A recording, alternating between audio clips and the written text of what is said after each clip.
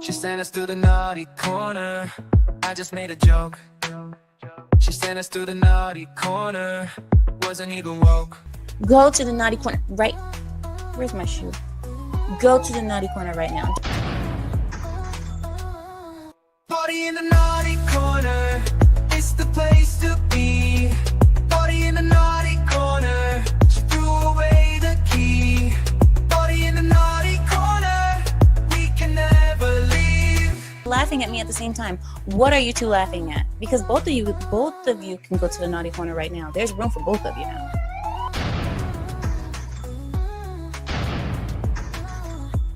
Again to the naughty corner. I just called Will's name. Again to the naughty corner.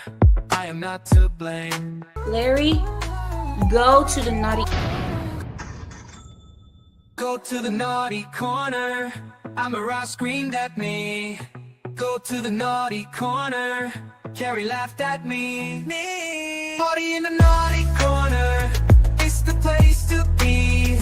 Party in the naughty corner. She threw away the key. Party in the naughty corner.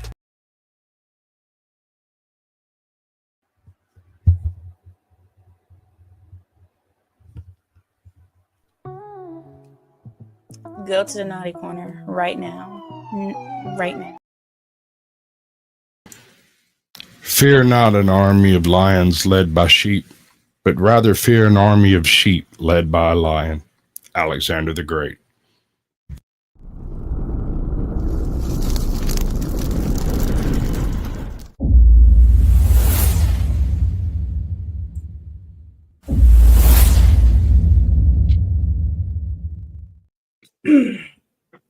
Hello, welcome in everybody.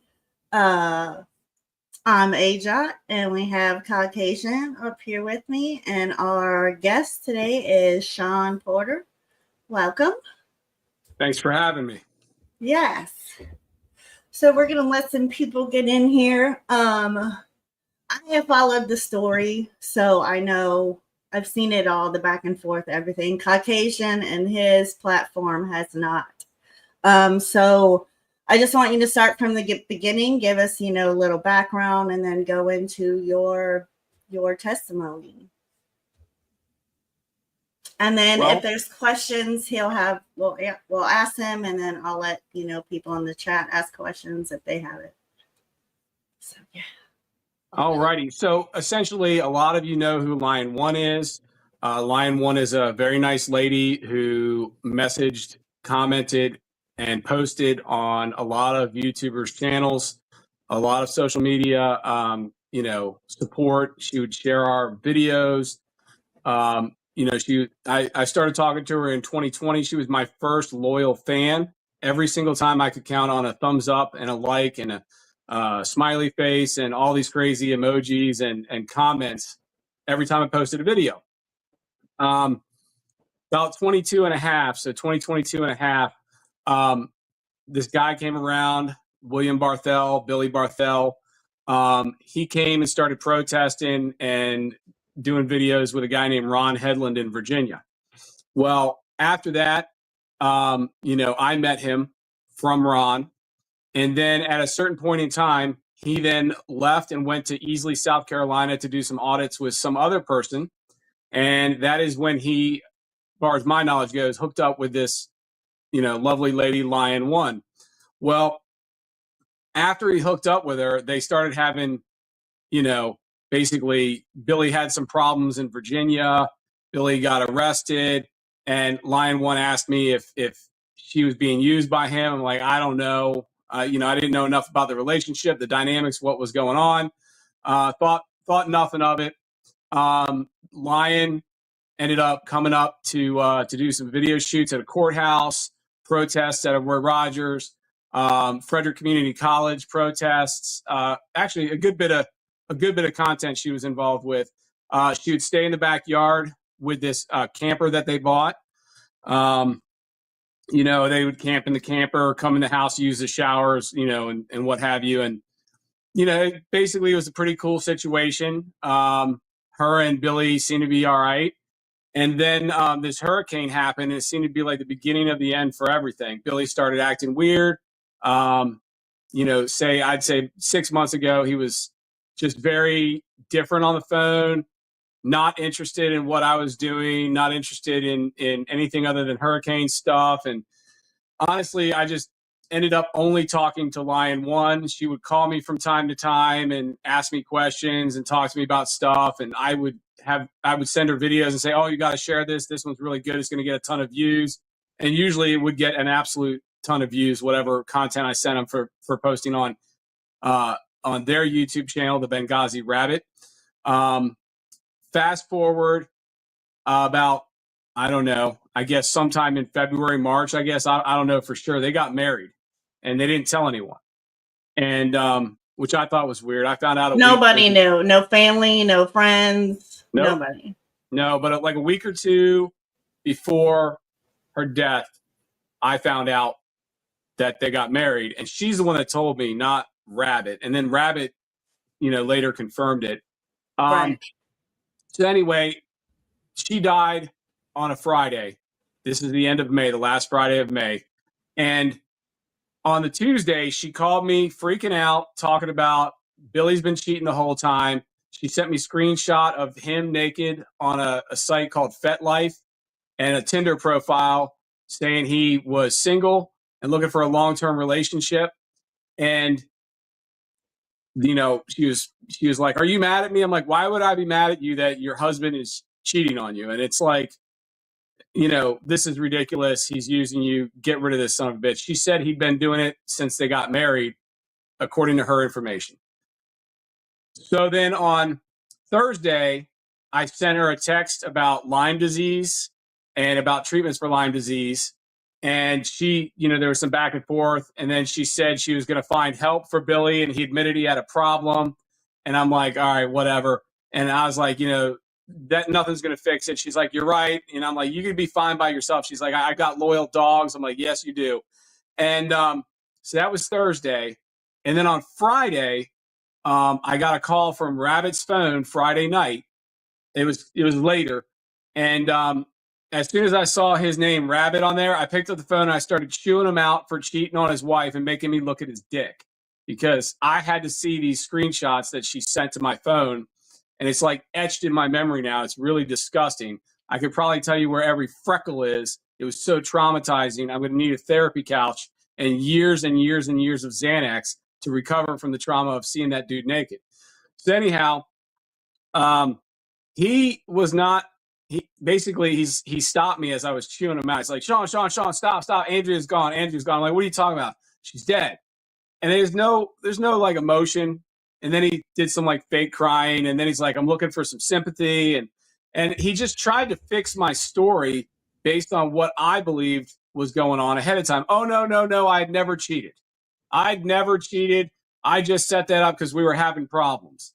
And I'm like, you never cheated. No. I never did that. And just last night when he was on GS's Live, he said that Andrea knew about the cheating and was okay with the cheating. So which is it, Billy? Is it that, you know, she's okay with the cheating, or that you never cheated? Because you've given two answers, which is basically the way Billy is with everybody. I mean, he keeps changing his story so much you can't really nail him down. It's like nailing Jello to the wall. But basically, do you think that maybe that's why she asked you, are you mad at me? Because maybe she was allowing him to participate in some whatever things, and you found out, I think she misunderstood my appreciation of her and my appreciation of Billy, with her being higher than Billy. Mm-hmm. So I think she was worried I'd be mad because I'm Billy's boy or whatever. And, you know, we go out protesting or whatever. Yeah, for sure. But, you know, if you're cheating on the wife that you just married, I'm not with that. I'm not interested in it. Personally, I'd never get married. That's my philosophy. I think it's a horrible idea. That's just me. But he did it. He made a vow, and then he immediately broke it, according to his now deceased wife. Long story short, the story that we got from Billy is that he had a premonition that he had to get home by 3:00 or some such nonsense. Right. And so he rushed to finish up wood chipping. And then he stopped at Hobby Lobby to get supplies to make mugs. And then he Mhm. got 3 dozen eggs. Then he stopped at the post office. Then he dropped off a wood chipper. Then he came home. He didn't text or call his wife during that time because, I guess the premonition was so urgent for him to shut down work early for the day that, he couldn't just pick up a phone. Right. So he claims he came home and he went in and immediately took a shower and changed. And then he discovered Andrea's body on the bed. The problem with that story right off the bat, the police searched the entire house and have documented that the only place he could have got clothes to change into after this shower, which, by the way, he shaved off his beard he's been growing for 3 years and all of his hair, which is odd because he had this beard. It was like his pet. So the only place he could have got clothing was from next to Andrea's dead body. So the clothing was in the bedroom where Andrea was located. So he would have had to gone from the shower into the bedroom where she was laying deceased and then grab the clothes, change, and then come back in to find her. His story is he went directly to the shower and then he put on clothes and then he went to the room where the clothes were located. So there's a step missing in the story, which doesn't make sense. It also doesn't make sense he shaved off all his facial hair. That Right. makes no sense at all. I mean, it's really, really, really, really weird. He claimed that he almost got his beard, which wasn't that big. It was not like a ZZ Top beard. He almost got it caught in a wood chipper. And I don't know why you would have your face so far in the chute.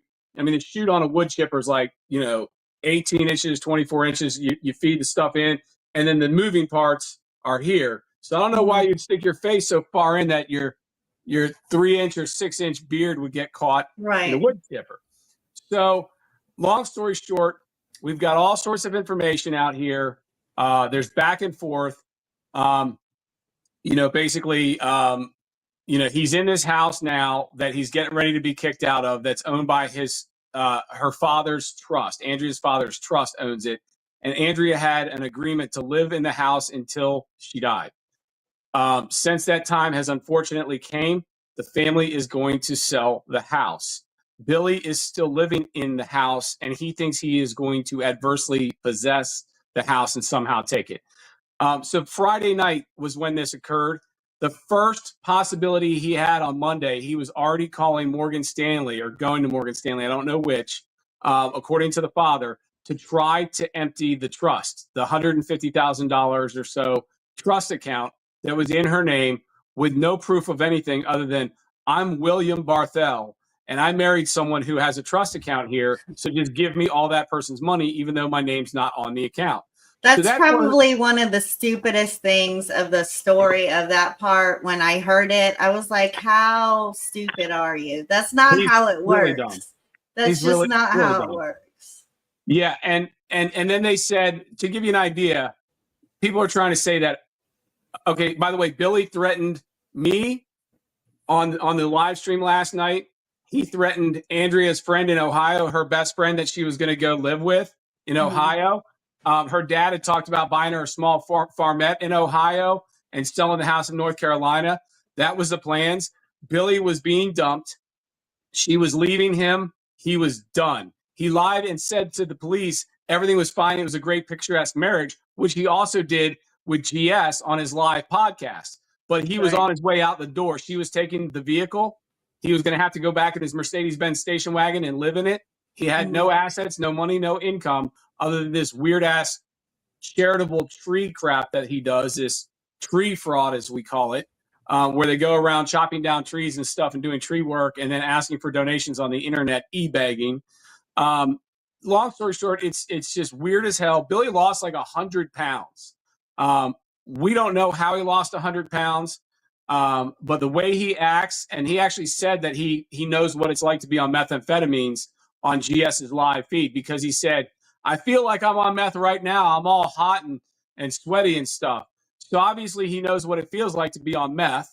That would basically explain the way he acted and the way he was crazy, and the way he would snap at people towards the end there, the way he was just not social and kind of losing his mind.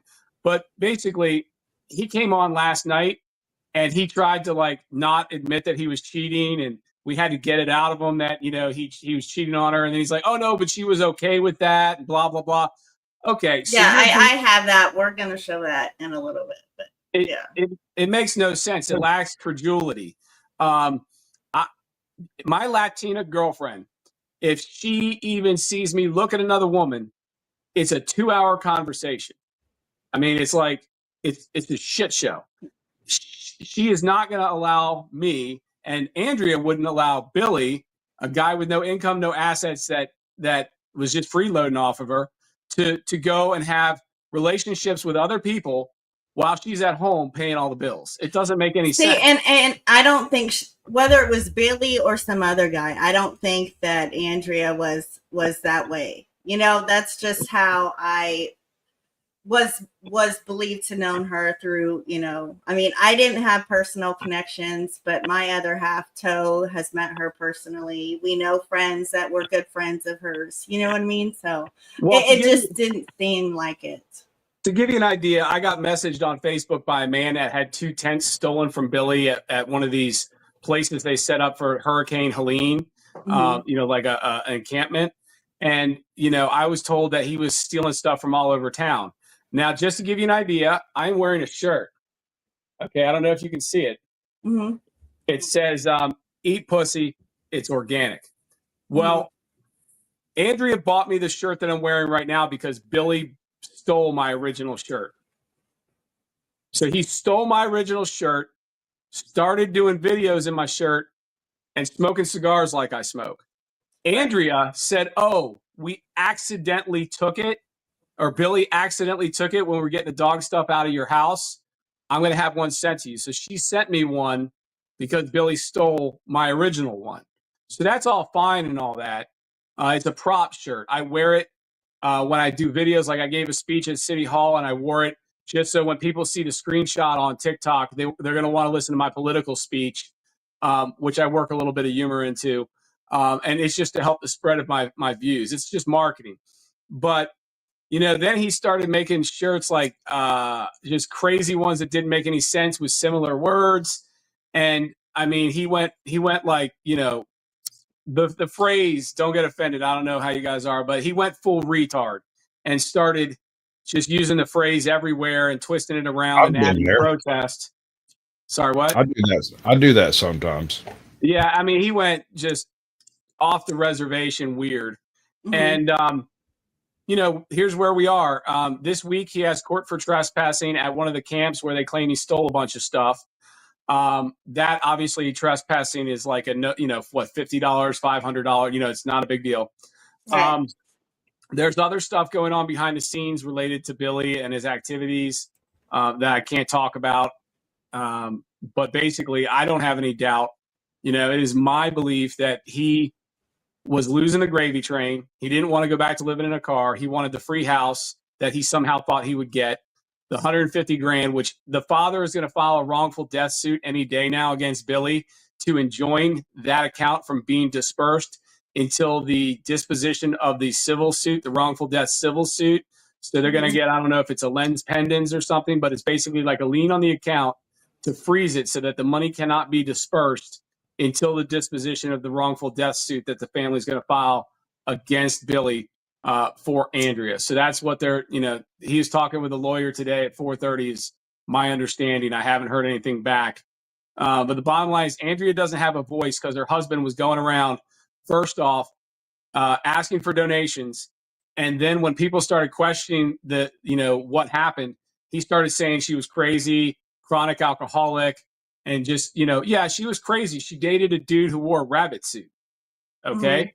But she wasn't suicidal crazy. She wasn't use a gun to commit suicide. She got Botox in her face. You think she would use a gun to do that to herself and detonate her head? That's not going to happen. She's not into Statistically speaking, when women choose to do that, they do it in a way that leaves an undamaged remains, if at all possible.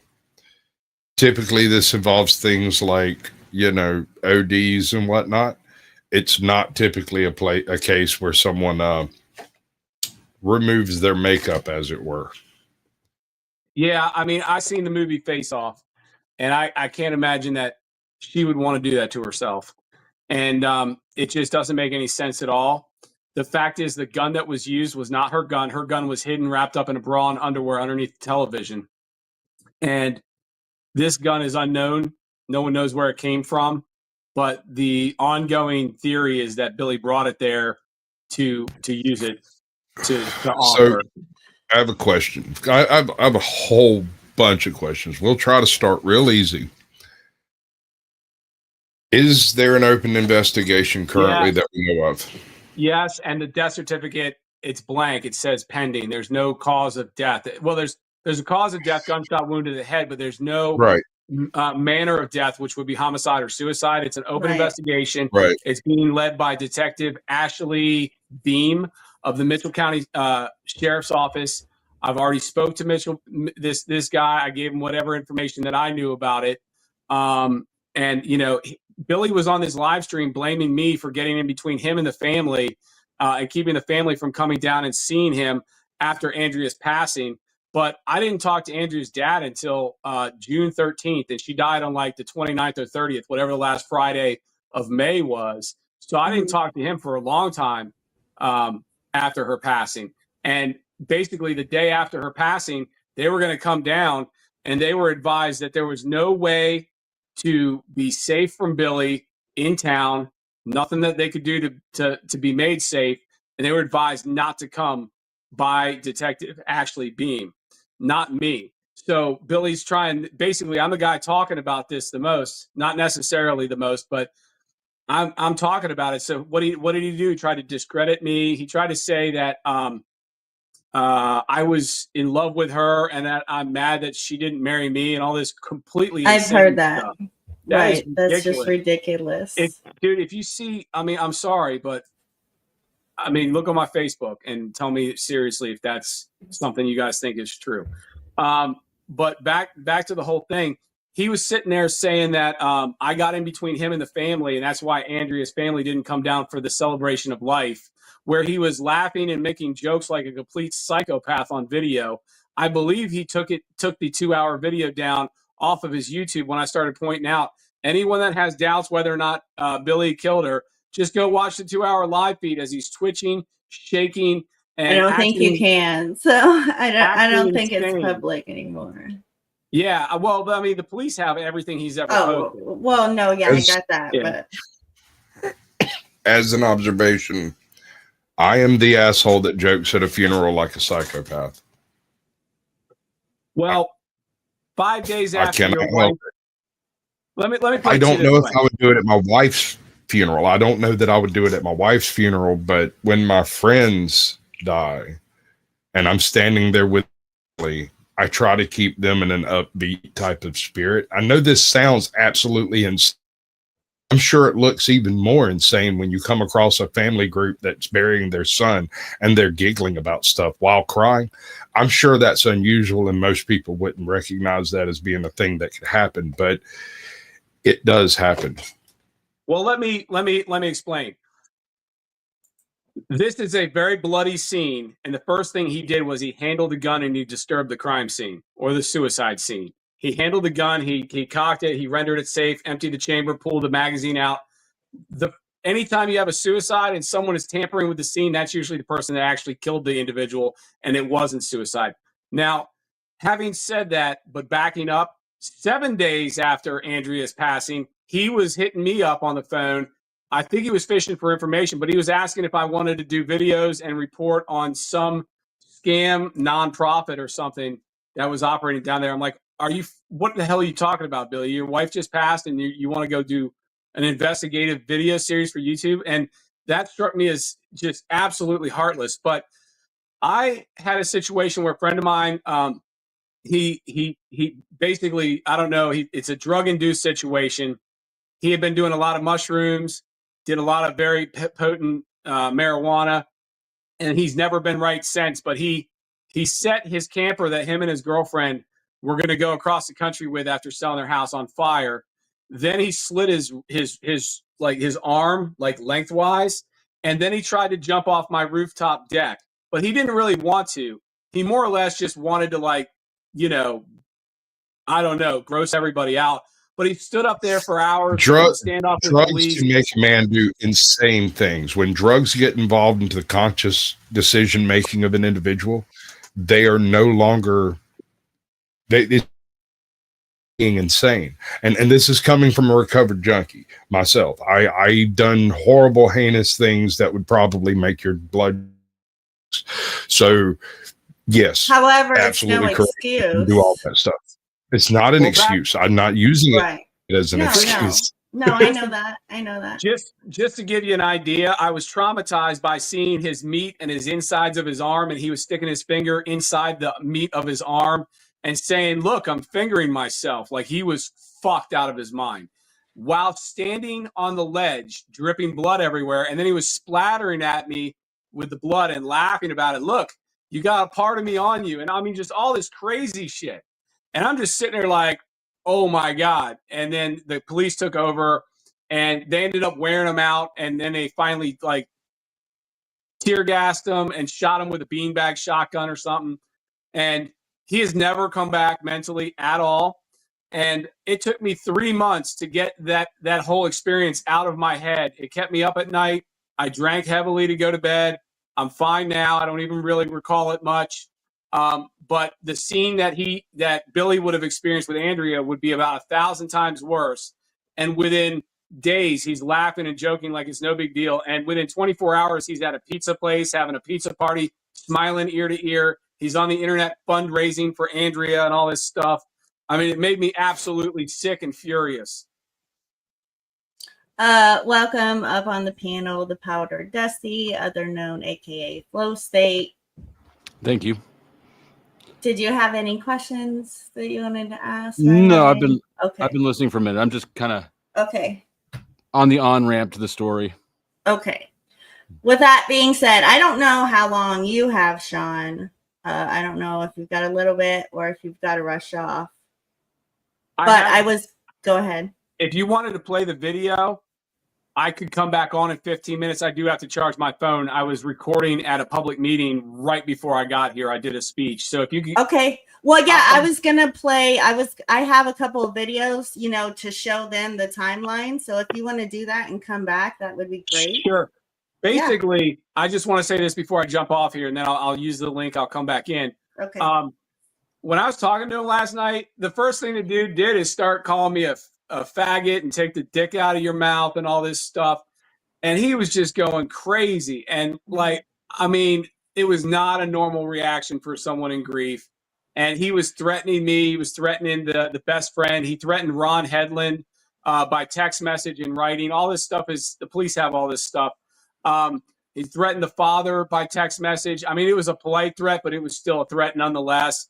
Right. And you can't make this up. This guy, he read the playbook for how to make yourself look as guilty as humanly possible. And he read that, and then he's perfecting it. But it is an open, ongoing investigation. There is going to be a civil suit filed, wrongful death. Remember, O.J. Simpson was found guilty in civil court, and then he was not found guilty in criminal court. In this situation, the civil suit is being filed immediately, so he doesn't get access to the trust fund money and to enjoin, any transfer of wealth from the deceased victim to Billy and allow the criminal investigation to go forward. There's also a private investigator that's working to supplement the police investigation to try and make sure they're looking at absolutely every aspect that they possibly can. And as always, the police are not telling us everything, but what they did tell me was nothing short of completely convincing in regards to just how messed up this is. Billy gave multiple stories to everybody, and everybody's just kind of pissed off at him. Not only did we lose a friend, but he has no remorse about it. Even if this was a suicide, the way that he's acting is just, I would never talk to this guy again. If the suicide was witnessed by 10 priests and they swore to me that she suicided herself, I would stay far the heck away from this rabbit guy as possible. But he then attacked every single one of her friends. This guy, the angry vet, he went off on him like a week before things happened. He's just out there threatening everyone. And he's like saying, well, if you're Andrea's best friend, what did she have for dinner 3 Tuesdays ago? He's basically making like statements, stuff that I just don't know about, not because I wasn't friends with her, Right. but just to try and diminish the value of my speech, because my speech is informative in a way that paints him in a picture that he doesn't want to be painted. And it's just the truth. I'm just spewing the facts here, everything that's going on. And I've been sending text messages to everybody that Andrea sent me, the death certificate. I sent all the information to this GS guy so that he can get it out there. I have no dog in this fight. I'm not getting paid. This is a lot of my time I'm spending to talk to all these people. I'm more than willing to do it to help speak for Andrea, because her husband is not speaking for her and is in fact saying horrible things about her. With that said, I'll come back on in like 15 minutes after I charge this phone up. Okay, awesome. Thank you. All right, thank you. Mhm.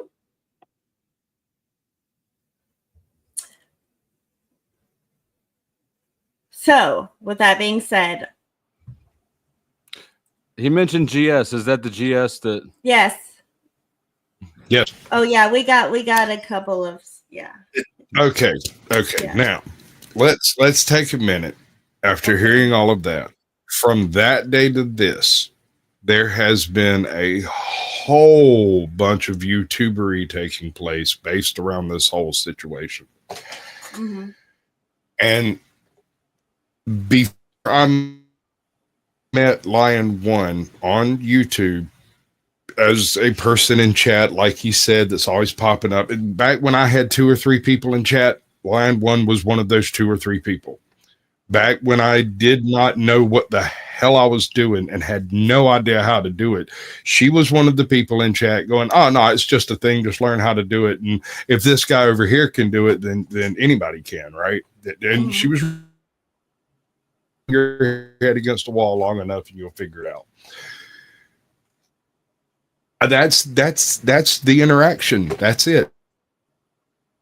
Only reason I know anything about her. But before, I had no idea she was even associated with what are you calling him? User and User loser. loser. User and loser. Yeah, user loser. You're Okay. roboting. I had no idea they had anything all going on. Who's Well, then user you and talk.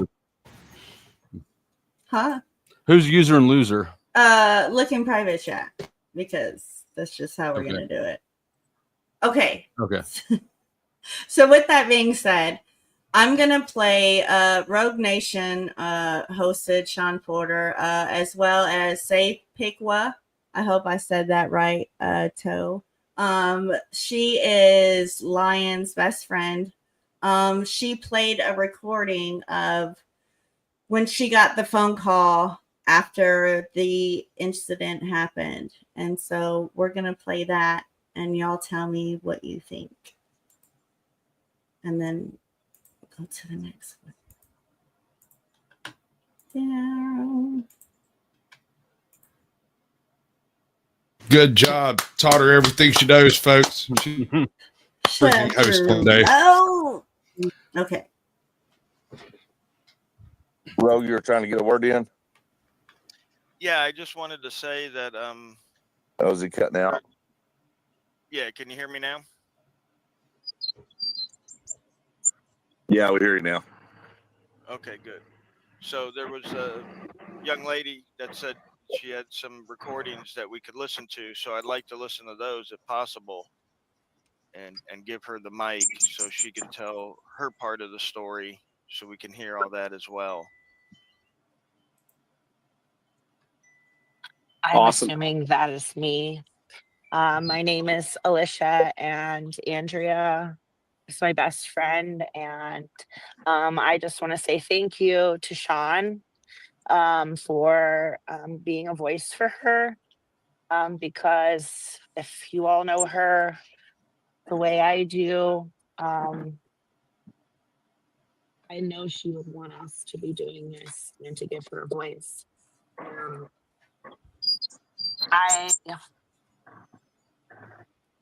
I'm trying not to cry. If I do, I'm mourning. You're fine with us. If you need to cry, you're more than like nobody's gonna. I'm going to cry. I'm not ashamed of that. Um, I'm shaking. I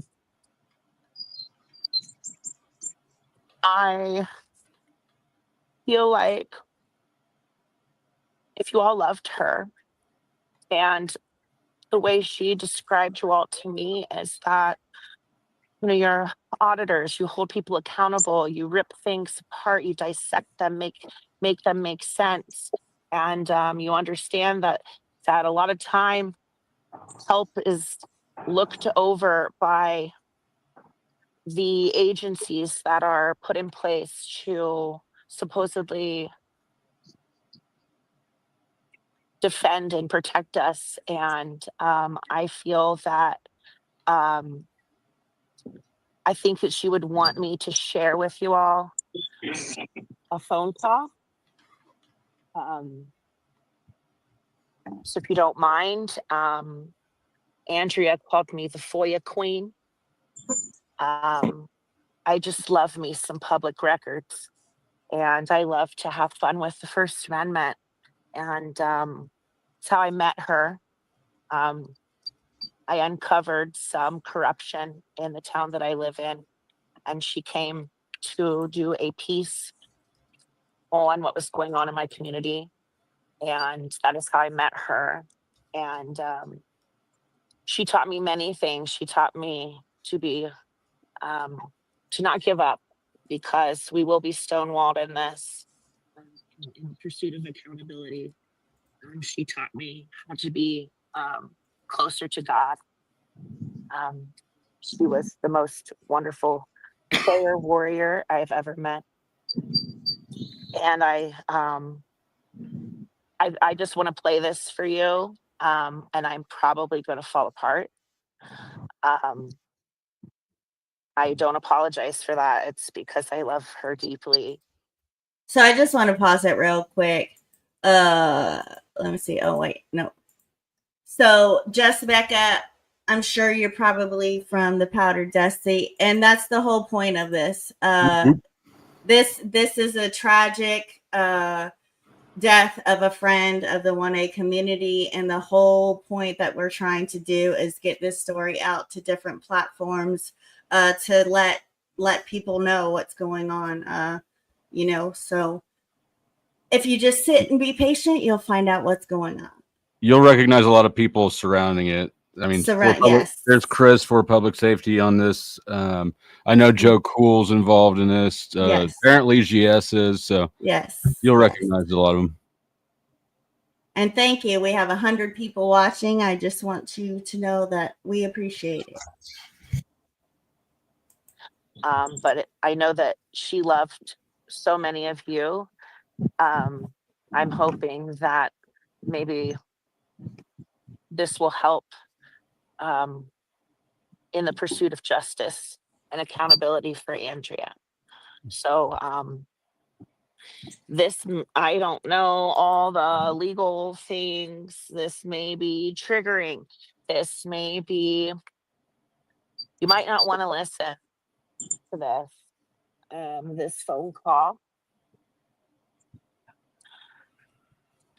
I received, I think around 5:03 p.m. the day she died. And this call is Billy Rabbit telling me that she is no longer with us. He had called me from her phone prior. I had spoken to her multiple times that day. And she helped me send an email earlier to a state representative and some commissioners in my community. And I was going to mow my lawn and call her back. And the phone rang, and it was strange because she was waiting on me to call her back. But I was getting the call from her. So I answered, and I heard crying. And so I knew to grab something to record with. I didn't know what was going on. I recorded that until the line went dead. And then a few minutes later, I got another call back from her phone. And this is a recording of that. Like I said, this is not easy to listen to. So if you don't think you can, don't listen. And let me know if you can hear it. Oh God. So this is May 30th. And like I said, she had been talking with Andrea for a little while before she got the phone call. So I believe she hung up the phone with her at 3:23 p.m. And then the user and loser called the police at 4:17 p.m. is when the police were called. And then I believe this phone call happened around a little after 5. So just kind of give you a timeline. Well, I may have left the voicemail, but Andrea's gone. What do you mean gone? Can you hear it? Yeah. Yeah. Okay. What? Yeah. I just got home from Charlotte and she killed herself, apparently. With what? Her fucking gun. Standing in with a sheriff deputy now and they're treating her inside. I don't know what's going on. Dude, I just fucking talked to her. And that's what I said to the deputy. We have friends who would have told me. I talked to her at 3 o'clock.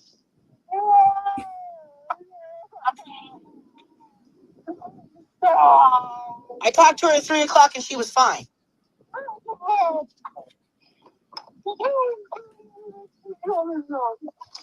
I talked to her at 3 o'clock and she was fine.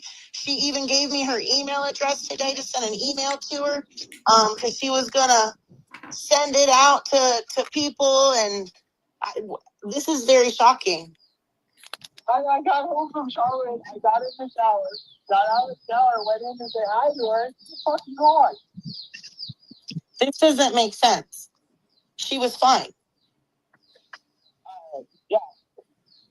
That's what I said to the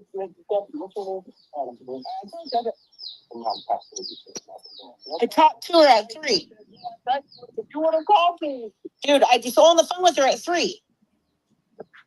And I got home about 3.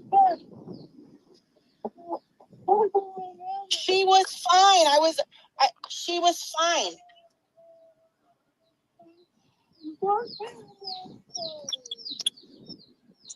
What the fuck? So what do y'all think of that Um, so far? Do you think those are genuine tears? I can't assess the genuineness of those tears from not knowing the guy and over the phone, but I can say that the sequence of events he said don't make a lot of sense. If you were out of town and then he got home, he got in the shower, he got out to say hi to her, and she was gone. So was she home when he arrived home, or did she get home and really quickly do herself before he could get out of the shower? Because neither of those seem like likely scenarios to me. Go ahead. Let's walk through the sequence of events again. As I understand it, she was at home making phone calls, texting folks, doing the things that she does. The other individual was not home. He was off doing some other stuff, wood chipper related. For real? For real, apparently. For real. I thought that was funny. I had to chew down a freaking belly laugh on that one because apparently he had a near miss with his beard and a wood chipper. And so after dropping the wood chipper off and doing some other stuff, he goes home, takes a shower, shaves his entire head, and then discovers his very recently married wife deceased from a self-inflicted supposed situation, right? Well, how about you hear it from his own mouth?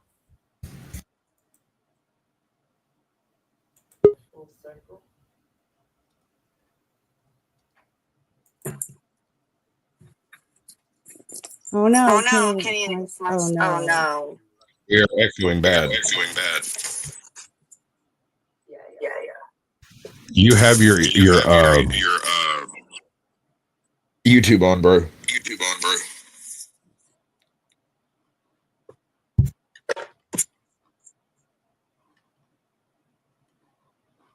Yes, I think it was him.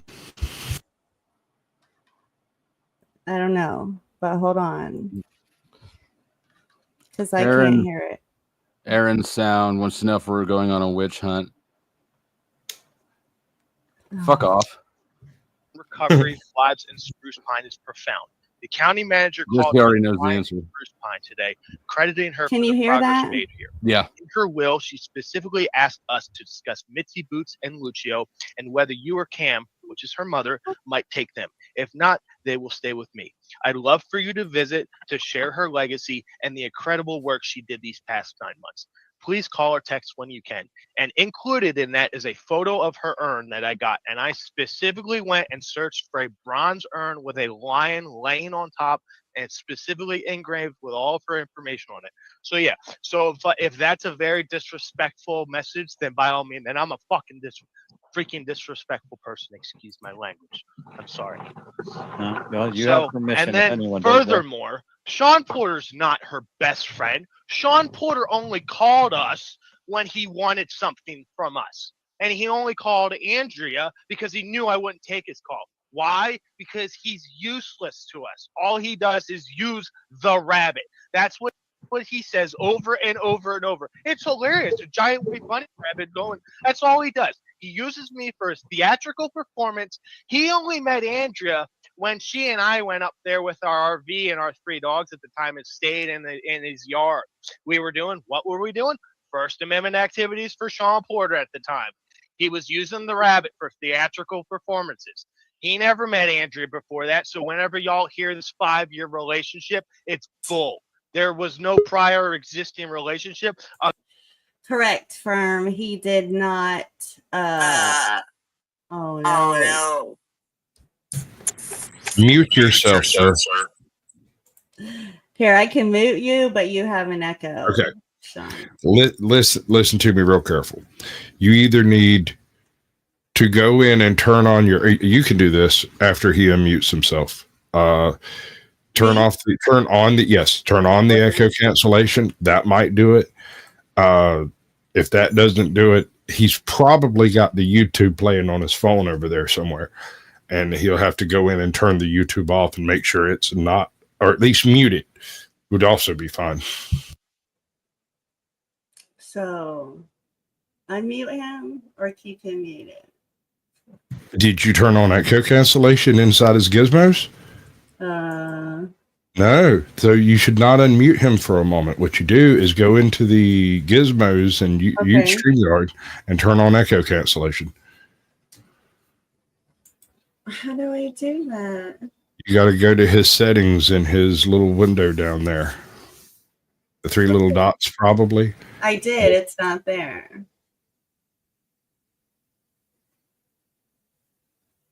I can only control his volume. Oh, that's weird. You might have to unmute it to do it.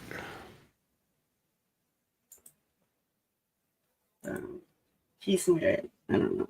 Okay. Well, he's muted for the moment. He left. Here we go. Than LION1 commenting on a YouTube channel. And for his own words, Sean Porter has said this over and over and over again, that she was crazy. All right, ask him yourself. Put him on the stand, right? So There are so many things. Now, I want to tell y'all the bull crap that I dealt with that Friday. That my beloved wife decided to go home. Okay. Now, let me say this. I did hear Rogue Nation be an a-hole the other night and have all these people on here. Her quote unquote best friend, Miss Alicia Lang from PIQUA, Ohio, she's not a best friend. When this woman came down here in November, she did not come down to see myself or my beloved wife, her best friend. She went to Tennessee. Now, y'all, as a quote unquote community out there, not this chat, but all the people out there, because I know you're going to watch this, talk with Alicia and ask her in your own, your own time, what happened in Tennessee? Why did you go down there to some quote unquote let's pause it right there. Firm, for North Carolina? Is because from Sean Porter's mouth, quote, meth mouth hawk, Don Carney, who's my business partner, and in Andrea's own words, the big brother she's always prayed for, he and I are in Charlotte, North Carolina, working blessed us with an opportunity, an $18,000 tree job that's the first thing we started on that HOA. And everything we did was Andrea's blessing. Andrea sat down. She was literally the whole backbone of our nonprofit. Yeah, because you're not a man, Billy. It was all her. All the bylaws is all of her wants and wishes. Yeah, she had to do it. By me, so it's got all the legalese. So just so you hear a little bit of talking, the only way that I'm able to show this is to get it from somebody else because, Generally Specific decided to put everything he has behind a paid wall. So, yeah. Go figure. Oh, no, he still got it. I reset my phone twice. I restarted. I don't know. Okay, we'll meet you for now. Maybe? I don't know. Okay. So we're literally working there. Now, I've been listening to all the crap that people have been saying, and it's really I've had to sit there and put myself in Andrea's perspective. When she's sitting there talking to these people like, oh, well, he's leaving me at home alone. He's using me, abusing me. We have our second car here, the one that Sean Porter says I was living in. I was going around the country living in that Mercedes and meeting a whole bunch of people until Andrea and I fell in love, right? That car is still here. I literally just pulled it in the driveway today to make sure it's all good because the lady is going to use it down the road. Like, here's the video. We got the Kubota. She's got means. She's got transportation. We have friends down the street. That woman was not stranded. That woman didn't want to leave the house. There were so many things going on that I'm not going to tell you guys because it's none of your damn business, for one. Our sex life is none of your damn business. It's none of those people's damn business. So shame on them. Screw them for all the crap they're saying. So Friday. Whenever you make a public profile on something along the lines of Fat Life, it becomes public information and you become a public figure. So if you don't want that kind of stuff out there, you kind of behooves you to either set up an alias or get a suit and a mask, I don't know. That's kind of a weird flex, but not a flex. Anti-flex? Working. It's the last day of our chipping operation. We rented a 12-inch chipper from Spruce Pine because no one in Charlotte, North Carolina would rent us a chipper because of liability reasons. Yeah. So had to drive a chipper out there. Drove the chipper out there, ran it all week. And so you'll hear people talk about me saying the premonition. Friday morning while we're running the chipper, I literally shut the chipper down and I said, Hawk, I don't know why, dude, but I need to be home around 3 o'clock today. Something fucking feels wrong. Damn it. Something feels wrong. Sorry, dog. Something feels wrong. So remember that. Remember, he had to be home by 3 or get off at 3. Okay. Home by 3 o'clock today. Yeah. I want to get this shipping done. And we started. So you could immediately go to check on your wife. Shipping done by 11. Cleaned up. I got the chipper loaded up, secured. Drove the 100 and some miles home. On the way home, I stopped at Hobby Lobby to grab the sublimation supplies because I was going to make Andrea a new mug that weekend with her lion stuff. But he had a premonition that he needed to be home. But he decided to stop at a store. Just saying. grabbed her 3 dozen fresh eggs, drove home through Marion, dropped the chipper off, went up to the post office, got my shit from the post office, went home. Now, here's this thing, guys. I'm going to tell you what happened to me that day. And I don't know if I'm going to tell you in a pissed off anger or if I'm going to break down. I really don't know because I'm really freaking pissed right now. So when I got home, Todd, you've been to my house. There's some other people in the chat that I know who are from this area that I've asked to chime in or at least watch. Y'all have been to my home. When I walk into my house, to the left, you'd go check on your wife. And hurry up, go check on her. You were worried about her, Billy. I've been to your home. I've never been inside. Right, you didn't go inside. Right. So that's why I'm going to explain it a little bit. To the left is our living room, and then through there is our bedroom. That's our bedroom, and our bedroom has a bathroom. Next to our living room is where my office is. So I walked in. The first thing I noticed when I opened the door is the smell of perfume, and that was freaking off to me because there's. So that was a red flag to him. Okay. Red flag. No other reason for to see someone or going to court. Not even if we're going to like our Friday night pizza nights or going to the bar or something like no. So I was like, okay, that's weird. My first thought was, did she spray it because the dogs took a crap? I don't know. So I walked in the living room, and the dogs are here with me now because they know I'm all freaking pissed. The living room is where we keep our dog food and water.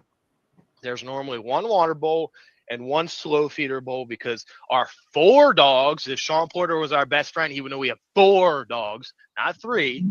Our 4 dogs, they all eat here. Our youngest, Muggsy, who's the biggest, he's the pup. So he like. And Sean Porter has never claimed to be her best friend. Just I've never heard that that. clear.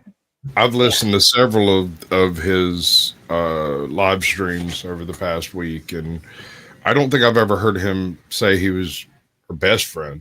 I've heard him say and nobody other than Save PIQUA has claimed to be her best friend. Just close friends. You know what I mean? She had an inner circle.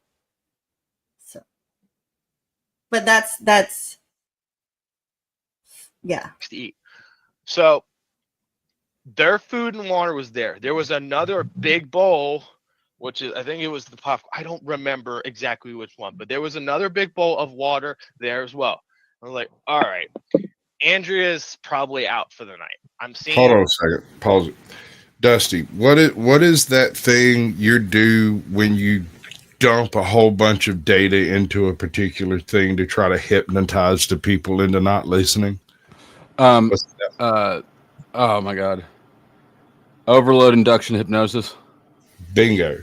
That's what this kind of feels like to me, is he's including tons of useless, non-essential data to flood the essential data out. Right. The description of the layout of the house, I mean, I felt was unnecessary. I mean, it feels to me like he knows where he did something, like sprayed perfume or something, right? Like, and in his mind, while he's walking through it, he's making excuses for the things he did as he goes through it. That's what it sounds like to me.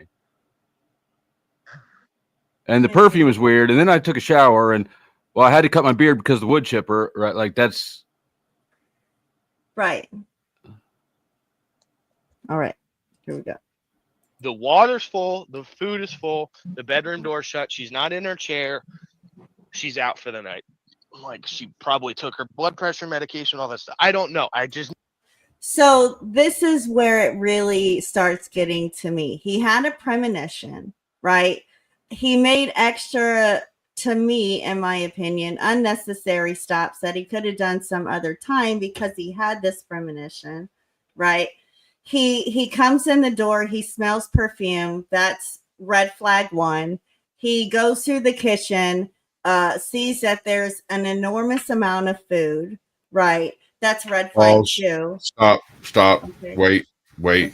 What? He comes through the door and smells perfume, but doesn't notice the tang of gunpowder in the air.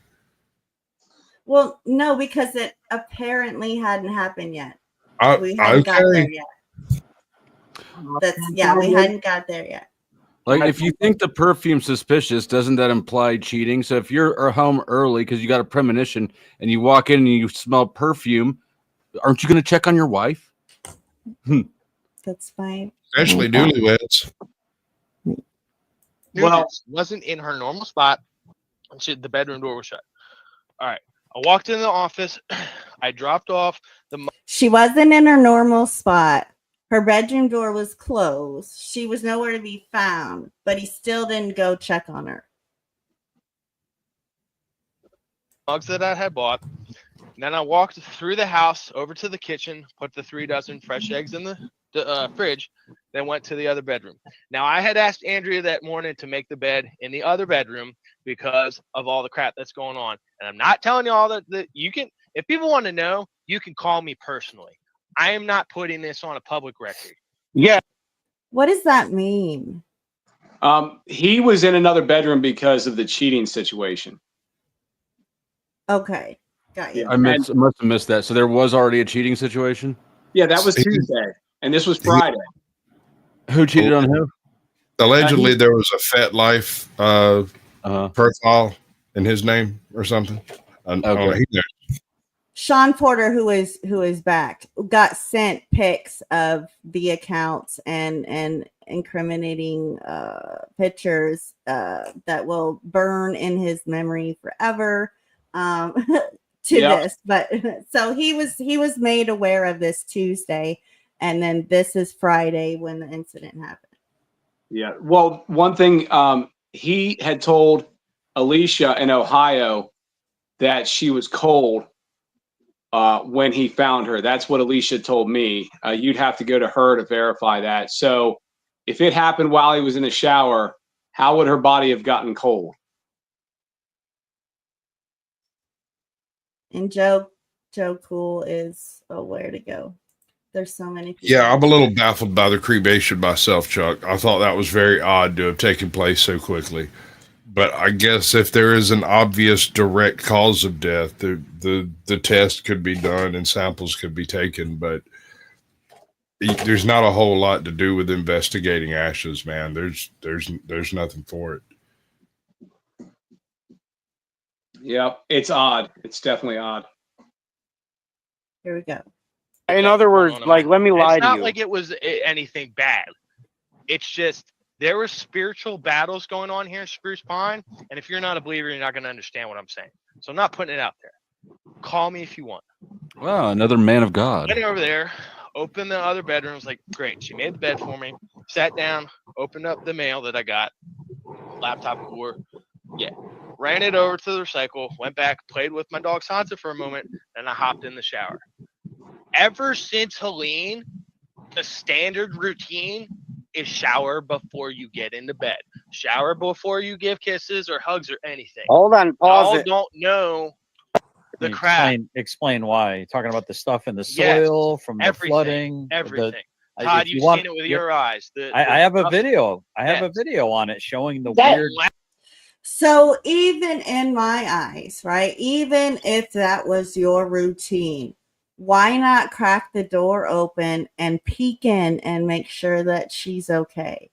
I still don't understand why he did not at least lay eyes on her before he got in the shower. That just with the premonition. It just feels like over-explaining for an innocent person.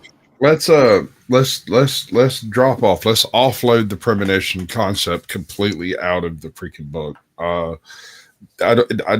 Regardless of whether it happened, didn't happen, is true, isn't true, none of that matters when it comes down to the details of what actually took place. So had he mentioned the premonition before and we caught it on video, I'd be perfectly willing to listen to that part, but it's a nothing burger for any type of investigation moving forward, right?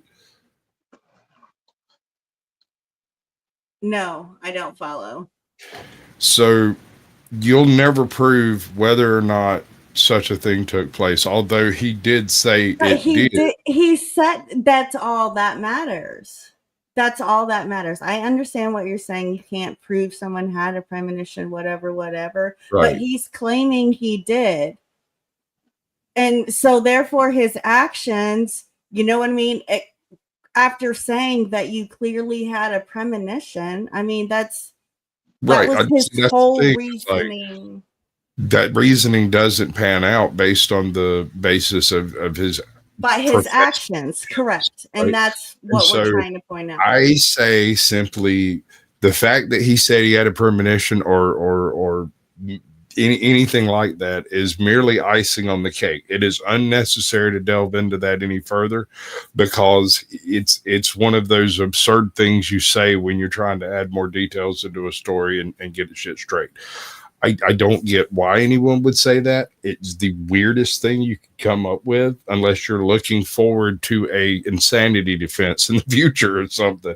I'm just saying that's neither here nor there. Premonition or not, he went home. If the premonition was ever a thing, then it's weird that he stopped and did all this shit on the way there. If it wasn't a thing, then it's a perfectly normal day up until the point in time he gets home. But he's claiming it was a thing. So that's what we have to go off of. Unless there is communication that is not known. And that's an interesting consideration. What did he say he picked up from the craft store? Sublimation material to make a mug.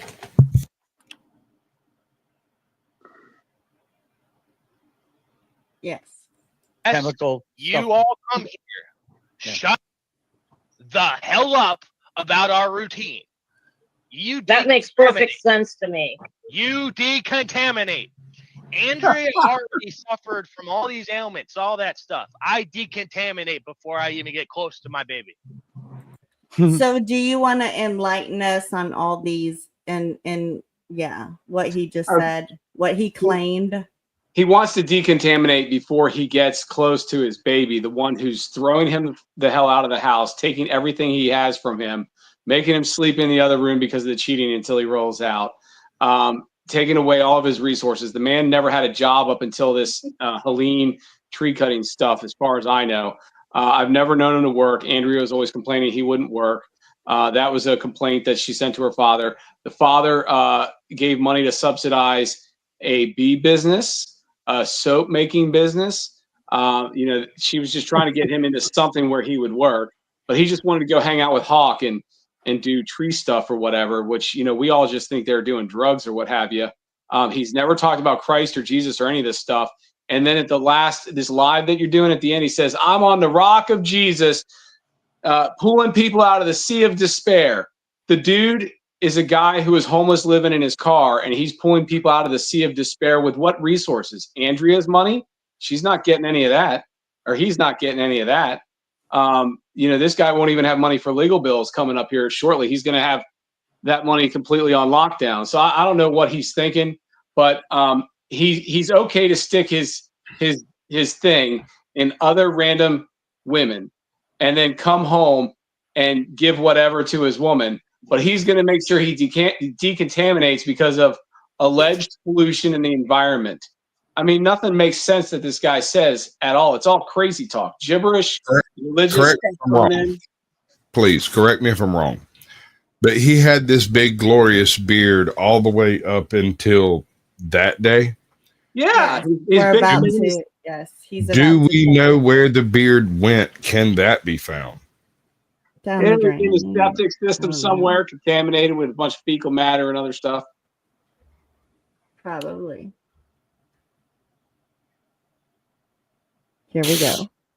I don't know what's going to happen. Right? Hop in the shower. Now, let me tell you, assholes, you see that beard in the picture? There was a lot heavier before I chopped it off. I can't regulate my temperature very well with my ailments. It was over 100 degrees in Charlotte. Boss. I chopped that beard off for that. That's the Prince Andrew have a sweating disorder defense. Do you remember the Prince Andrew interview? Yes. He just did the Prince Andrew. All right, that's all. It's wild. That reason, furthermore, freaking literally almost got yanked into a wood chipper that morning by a branch. Too bad you didn't. Snagged my beard, and I said, frick that. Todd, I am trying my hardest. Frick that. I said, frick that. right? So y'all say whatever the hell you want. As soon as I got home, I hopped in the shower. And it was to the point where when I got home Saturday, I saw it. I didn't even get all the crap back in the house. Like, I have my mug press and all that stuff sitting on the outside step still because I opened the door and took what I had in my hands in there. Like, I didn't even get to finish unloading all my crap before. So, like, I got out of the shower. I shaved manually because my Manscaped trimmer is dead. Right? 20 minutes to shave at least. I got out of the shower. Didn't even clean up the beard in the shower because why? I knew Andrea would be upset that I shaved, so it gave me an out to go clean it before I go back to bed. It's just anyone who's been in a marriage knows if she's upset, just walk away for a little bit, right? Come on. So, right? Yeah. So up until this point, he didn't say anything about there being a argument between them or anything like that. No. But now he's trying to make the narration, in my opinion, that, you know what I mean, they were mad, and that's why he didn't go check on it. You know what I'm saying? I don't know either of these people, but after hearing him explain what happened, I'm quite convinced of his guilt. Hey, yes, sir, yes, sir. I figured that's how this would go because that's the thing. Is like bad cover. It's crazy. Wait until you listen. Wait until you listen to last night with GS when I was on there, and Billy lost his mind. It's damning. He's attacking. By the way, for people in the audience that don't know the law, defamation is knowingly spreading false information resulting in damages. And the key word is knowingly and false. It's got to be published, and it has to result in damages you can quantify. That's defamation per quad. Defamation per se can be automatic. But the key word is knowingly and false. I'm pretty sure all this information is going to be proven to be true. And this guy is threatening every single witness with defamation lawsuits.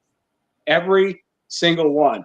So all these people are talking about what happened when they talked to Billy, and Billy's saying that their fair and accurate depiction of their conversations with Billy after the incident and before the incident and the conversations with Andrea are somehow defamation, meaning false, which they're not, and knowingly disseminated as false, which they're not, with the intent to cause damages. So, like, this guy is literally, he threatened a 65, I think Ron's 65-year-old man for telling me what Billy looked like when he was at the house 2 weeks before the murder. So he said, you know, Billy didn't talk much. He was real quiet and obviously all skinny and stuff. And that Hawk talked the whole time. Hawk had meth mouth and looked like a meth head. And so because Ron told me that, and I mentioned that on one of these live feeds, Billy sent a 2-page threatening text message threatening to sue Ron for defamation of character in a roundabout manner, but clearly a well thought out threat. He threatened, this girl, Alicia in Ohio. God is watching you, so you better watch your back. I think that's a threat of bodily harm. So long story short, he was telling me he's gonna take my house, which I don't own, and he is gonna throw my son, who lives with his mother, out on the street. So my 6-year-old deaf son, who I get 2 days out of the week, is gonna be out on the street. And he's sitting there saying this about a 6-year-old deaf child, about taking his home away from him. And he's maniacal and he's laughing about it and he's yelling and threatening me and he's violent. That is exactly what you want to play to the jury when it comes to the sentencing aspect of his trial, is that he's got no remorse, he's crazed, he's deranged, and he's dangerous.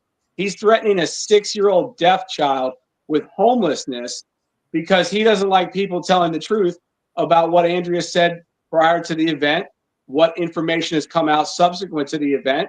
I mean, it's classic for someone who's trying to silence the truth.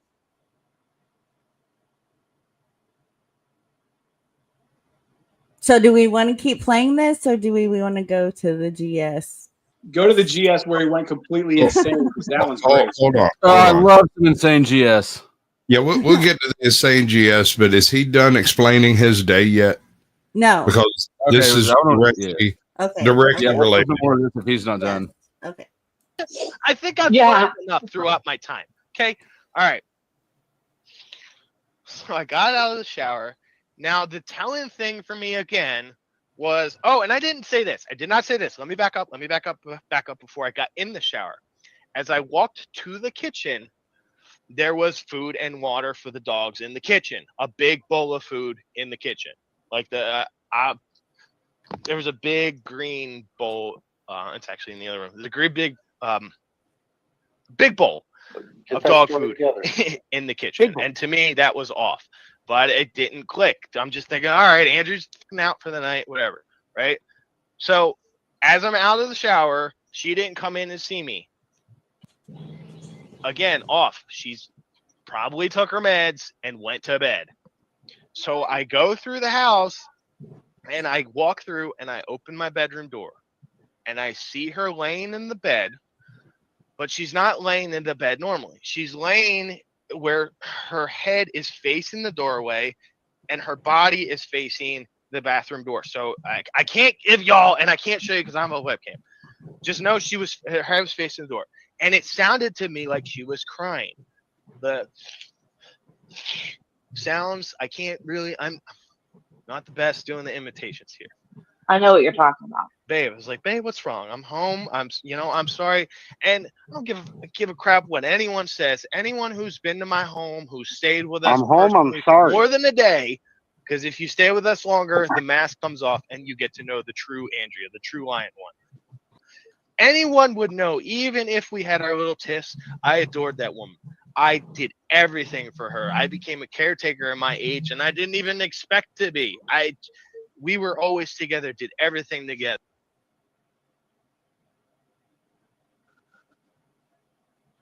Andrea, and I'm muted. My bad. He's claiming to be her caretaker, and yet did all of this and didn't even check on her. Also, her father told me today that he wrecked the house. He made a mess of the yard, and it was worse off than before he was there. So instead of helping out, he actually made her life worse, and she had complained about that to her father. It's amazing how many homeless people seem to be out here only homeless to help other people. That little narrative. Or claim to be homeless because they helped other people. Right. Shout out to Tommy. So when I came in and I found her and I saw her, I was like, what's wrong? On her nightstand table.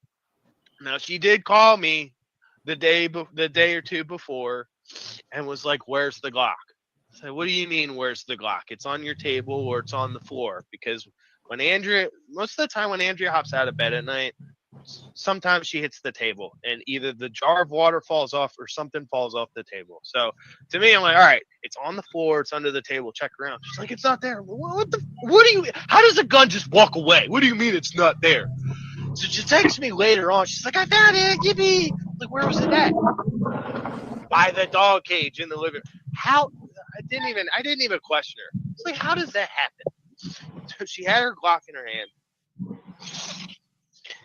And I pulled it from her hand, and I checked the mag, racked around that, and I rendered it safe, and I tossed it to the side. And for anyone who's got firearms, please let me ask you, is that instinctual? Because to me, that's the only thing I thought to do. No. No, it's not. Not at all. When you see a body and a firearm, you back away because you've already left too much evidence at the scene as far as you've gone, especially if you know anything about firearm and firearm safety. Yeah.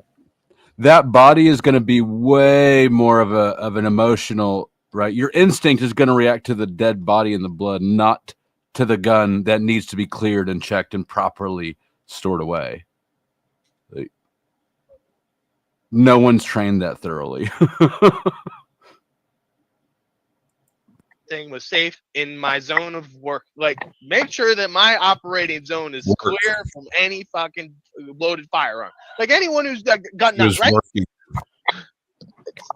Todd, I asked Lieutenant Colonel that over and over to make sure that I wasn't just out of my mind, but I made it safe, and I just started working on her, and it just chest compressions. Officer Dusty, long until they got there. is it normal to clear and check a magazine off a dead body? Would that be the first place you go? Is that what we do, or do we back? That's not what we do. We back away and we call somebody else, right? Right. We need witnesses. Stat. Right. I mean, you've probably seen the video where I ran into that dog fight. I've played it on my stream a few times. I started recording when I heard screams and was running towards it, right? Before I even knew what I was looking at. If I saw a dead body, for sure, I'm not touching that. Yeah, I'm not getting within it. As soon as I realize what I'm in the room with, I'm backing immediately back out and taking, and you know me, taking a mental note of everything that happened that I touched and might have been a thing as I leave immediately. But you know what? He's got to be innocent because he's got too thoroughly explained all the things, all the reasons why, his beard is gone, why the gun was tampered with. That's the thing that really burns my ball sack, right? You don't start decontaminating your life suddenly, and there's no sense in attempting to decontaminate before that. It would take like freaking beard wraps, and there's hair nets, and you got the little bubble that you put on, make you look like a black woman in the middle of the night at the laundromat. He said it took him 2 hours to shave. Did I hear that right? Well, that might be true. He was as furry as I am, bro. No, I don't think he said 2 hours, but he said his Manscaper battery was dead. right. I think he did. No, Maybe he said not. 20 minutes. Oh, 20 minutes. Okay, never mind. That's what I thought. Okay, so real quick, before we get into the juicy drama GS, I do want to show Joe Cool's testimony on WESTSIDE real quick, if that's okay. Okay, good. Because I was going to do it anyway. Just saying. I like Joe Cool. And I think a lot of people do. And I know that this was a turning point for Toe, hearing what Joe had to say. So, but that's guys. What up, Joe Cool? It's good. And hey, Westside, thanks for having me up. You're welcome. There's a laugh. Waiting for it. I've got a couple super chats as well whenever it's convenient. Do you guys know? I know Joe Cool knows LION1. Yeah, you can turn your camera. it's not convenient. You can keep your super chats to your fucking self because that's not what this is about. So thank you for the super chats to the Powder Dusty, but that's all the recognition you're gonna get, bitches. I did say I think she knows, didn't I? You know what? I can work off this. I can grift off this. Send in more super chats and I'll read them out loud anyways until she kicks me. Yeah, I worked with him too. You knew LION1. What is well, your I guess thoughts that on, wasn't on long. what you've been hearing about, I guess? I'm not going to win this one, am I, Sasquatch? Okay, here we go. Here we go. I've spent some time out there with her and at the crib where they're at and all that bullshit. I spent weeks out there. And I don't have to go by what I'm hearing. In fact, I wasn't listening. I was fucking on the I was on the phone and Press Hard to send me a link. I didn't know it was even to this, right? But yes, I got a little knowledge about this, man. I'll tell you, and I think you're the first person I'm telling this shit. First, certainly I haven't said this in public, but Lion called me before it happened. And she told me she was worried. She thought something was going to happen, and she wanted me to come out there and protect her because when he got home, she was worried about what was going to happen.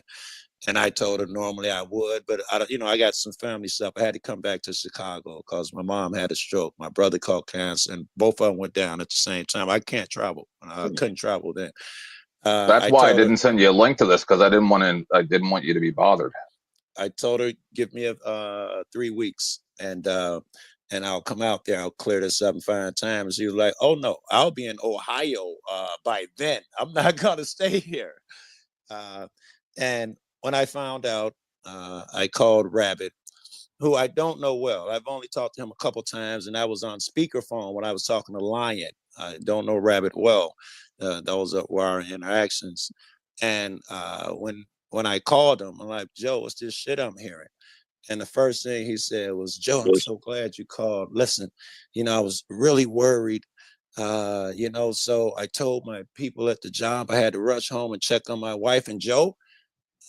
I stopped, I showered, I changed clothes, I shaved my beard off and all of that shit. That was the first shit. And instantly, I took that as, why the first shit out your mouth sounds like you're setting up an alibi. That was my first thought. I'm just being honest. And then I gave another test in my head. I said, okay, I'd like to give motherfucker benefit of the doubt. I don't want to, this is heavy shit. So I told myself, if this nigga's pushing for a cremation, then my thoughts are probably right. So I called him just to ask and said, give me the date and shit for the services. And he was like, she's in the cremation queue, Joe, which I never even heard of a cremation queue. But that made me think that, something's fishy. And I've also, I should be honest, I've also talked to everybody involved in this shit. I mean, her people and more.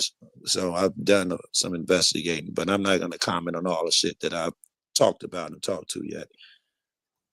But that's why, that's, what's going on with me, man. And there was Joe Cool. So thoughts on that? Joe is an extremely astute judge of character and individuals. If we were together and I met some random person in the world and I thought he was a decent guy and Joe was like, that guy's a scumbag, I might trust Joe's opinion over my own. I agree with that. Yeah, Joe. So I guess it doesn't. I hadn't told anyone, but I guess it doesn't matter now. The first I heard about this was from Joe. He contacted me while I was on vacation or on taking a couple of weeks off, and just because he wanted help processing through what to do with this shit. I didn't answer the phone because I was on vacation, and I ignored the shit out of that thing. But when I got back, he had handled it. Or he had figured it out and kind of gave me the bullet points of what was going on, and that was basically exactly my response. Is whatever conclusion you came to, I'm confident it was the right one, and I'm not even glazing. Like I really am very comfortable that he would land on the right decision in that situation. So if I knew absolutely nothing except that Joe had come to that conclusion, I might accept it just off the handle. And that's because I've talked to Joe a lot, like on panel, backstage, off panel, like, so, and we don't necessarily agree on an awful lot of stuff. And so, it's not like we're super cupcakey or anything like that. It's just, I enjoy talking to Joe. I like his opinions on things. I think he's a very astute observer of the human condition. And his investigation reopened. Yeah. So Sean Porter was saying there is an investigation open. So reopen, I don't know if that terminology is proper. I don't Probably know not. if it was ever closed. From how it's being expressed, and when Sean Porter gets back, he can confirm what I'm saying, is that an investigation is still ongoing. I hope so. I really hope so. Because I've seen Fargo. Yeah. Yeah, there should be an investigation based off of that movie by itself. I mean, And Chuck the Powder Dusty thanks you. Absolutely, Chuck. I keep my word to my peoples. Okay, so even at the threat of even to my own detriment. Oh my god. I'll be dramatic. I'm sure. I know. give me some drama. I've never seen you actually be dramatic. You're always like like flatlining the drama that's happening around you doesn't affect you, right? But at the same time, give me some drama, maybe some of your personal, like I want that one tear you haven't shed in the shower because you're a real man. What was it that you?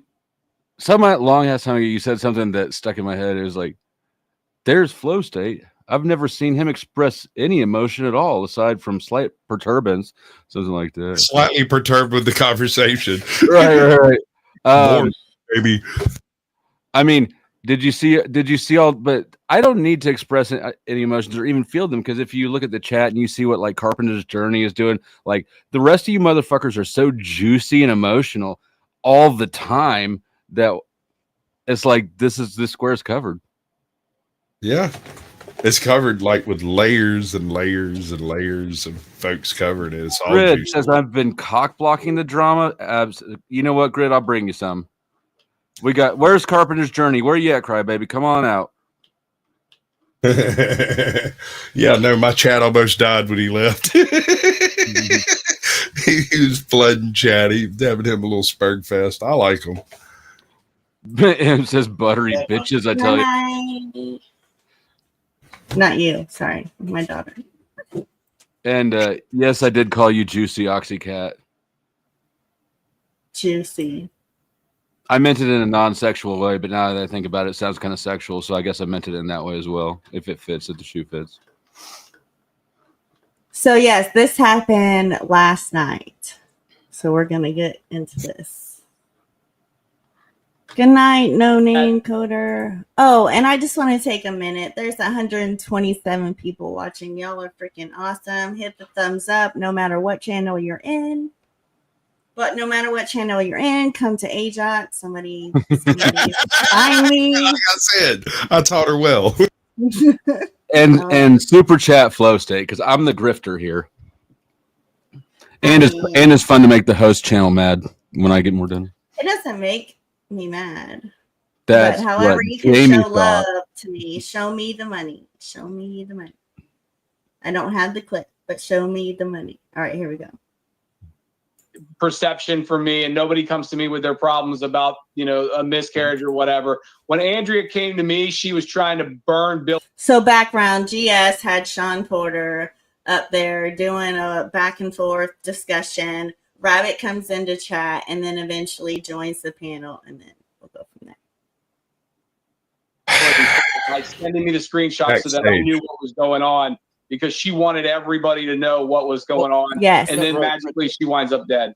Right. But the point I'm trying to make is that it could speak to perhaps her state of mind or what she might have been struggling with that might have pushed her in a different the police told the police said on their inventory there was a half of a bottle of wine.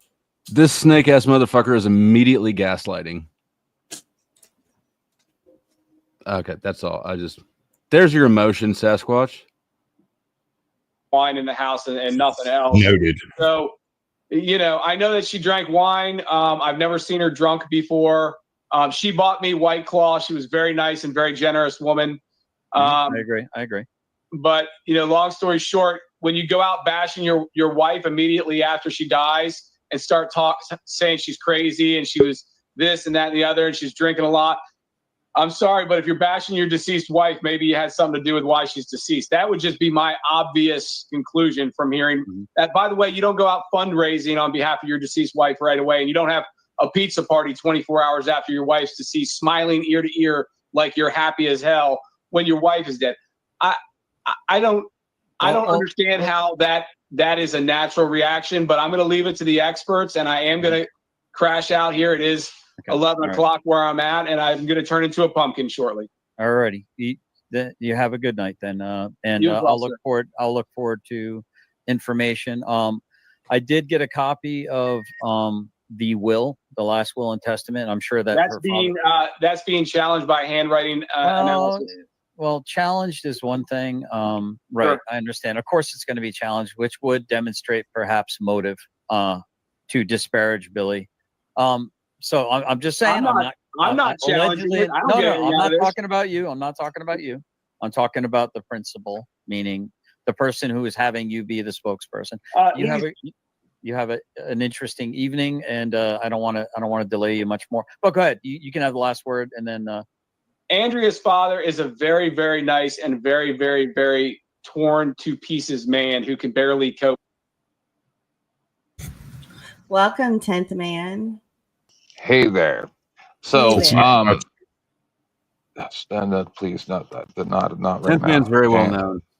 I'm hurt by this. This is a friend of mine, and I'm taking this a little too seriously. I spend a lot of hours offline about this.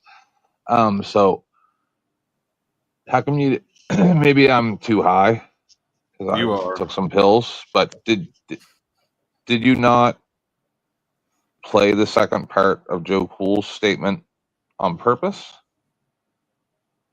No. Because what about the part where he said that she had called him? We play that.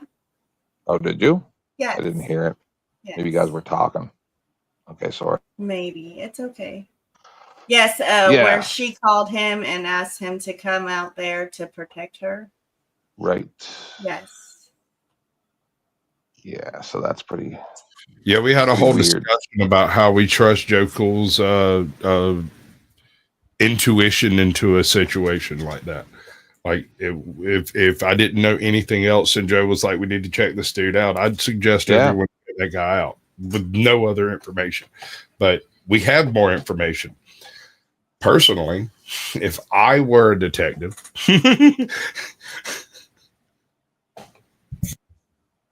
Okay. Was that Go ahead. all you wanted That's to all. say? Yeah, I'll Okay. take off. You don't have to take off. Okay. Bye. With this right now, and for you to act like he is some monster. Please, don't fucking start this shit again, bro.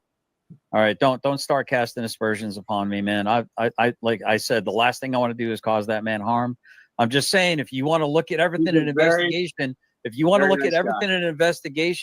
but exclude everything except for what goes after Billy, then I think that's called bias. Well, long story short, the children deserve the $150,000 in the trust account and the house and the truck and the Kubota. John, well, there's Billy. Here's Fuck you, one thing Rabbit. for you. Hey, shut the fuck up, faggot. No, Here's one fuck thing you. for you. The children don't deserve anything. Why? The 20-year-old, No. Shut up. Answer the question. What do her children deserve? What are they entitled to? Answer this question. The house and the trust fund money. You know so much. What are they entitled to? If you know Andrea for 5 years, like you said, if you were her friend, shut up, stop talking, and let me finish, because you're fucking narcissistic. You can't keep your mouth shut while someone's talking. See, exactly. Look at him. All right. If you were her friend, shut up. If you were her friend, if her best friend and all that stuff, okay, what did she leave her children? Because Lieutenant Colonel knows, Trent knows, everyone out here in Western North Carolina knows what she left for her children. So, Sean, as her friend of 5 years, what did Andrea leave her children? Because GS knows. I have no idea, but I know the will is being challenged. I know the marriage is being challenged. So you don't know this very important information that's public knowledge. Why would I know? Why would I know what she's leaving her children? You know so much about her whole fucking marriage, her whole life. You knew her for 5 years, right? Sean, how many times that night when I called you Friday night, how many times did you say that she was crazy? Please lie, Sean, because I have it fucking on the record with people. Please lie. How many times did you say that Andrea Matthews was crazy that night? He's dating a man who dresses like a rabbit. How many times did you say that Andrea Matthews was crazy the night that I called you? Please answer this question. No idea. So you did say that. You lost count? You lost count of how many times? I have repeated. She dates a guy in a rabbit suit. No. She's crazy. You've repeated what? She is what? She's crazy, but she's not suicidal. There you go. So she's crazy in your own words. I've also said that she's not suicidal. Why did you start talking about Jesus there, Billy? It's not about me, Sean. No. When did you start talking about Jesus? Hey, fagwad. We're going to talk about me in court. This is about you. I'm Why talking. would you not? You're not talking. The men are talking here. The little children need to shut their little mouths. Okay? So let's go ahead. Let's go. Since you want to go ahead and intercept my fucking father-in-law from coming down here and dealing with her. All right. GS, I didn't talk to him at all until days later. Cocksucker for me so I can get this out on the record. Because Sean's going to go ahead and try and fucking chime in over. You're lying. So, Well, hold on. shut the fuck up, Sean, and let me talk. You little All right, narcissistic fuckwad. Sean, you did No, ask. Hold on, So- Rabbit. Sean, one second, please. You did ask Rabbit to come up on panel. Yeah. He's gonna. Now let me talk. He's gonna Let say me fucking something talk for a before I second. lose And my I'll- train of thought. Let me lose. All right, Sean, you little fuck face. And All I right, just- swear to God, if you cut me off, man, so help me God. No. What are you gonna murder me? Sean. So Like you did Andrea? Got him.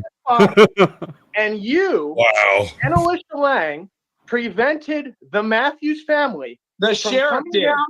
Look at him. He can't even The keep his sheriff fucking did. mouth shut, people.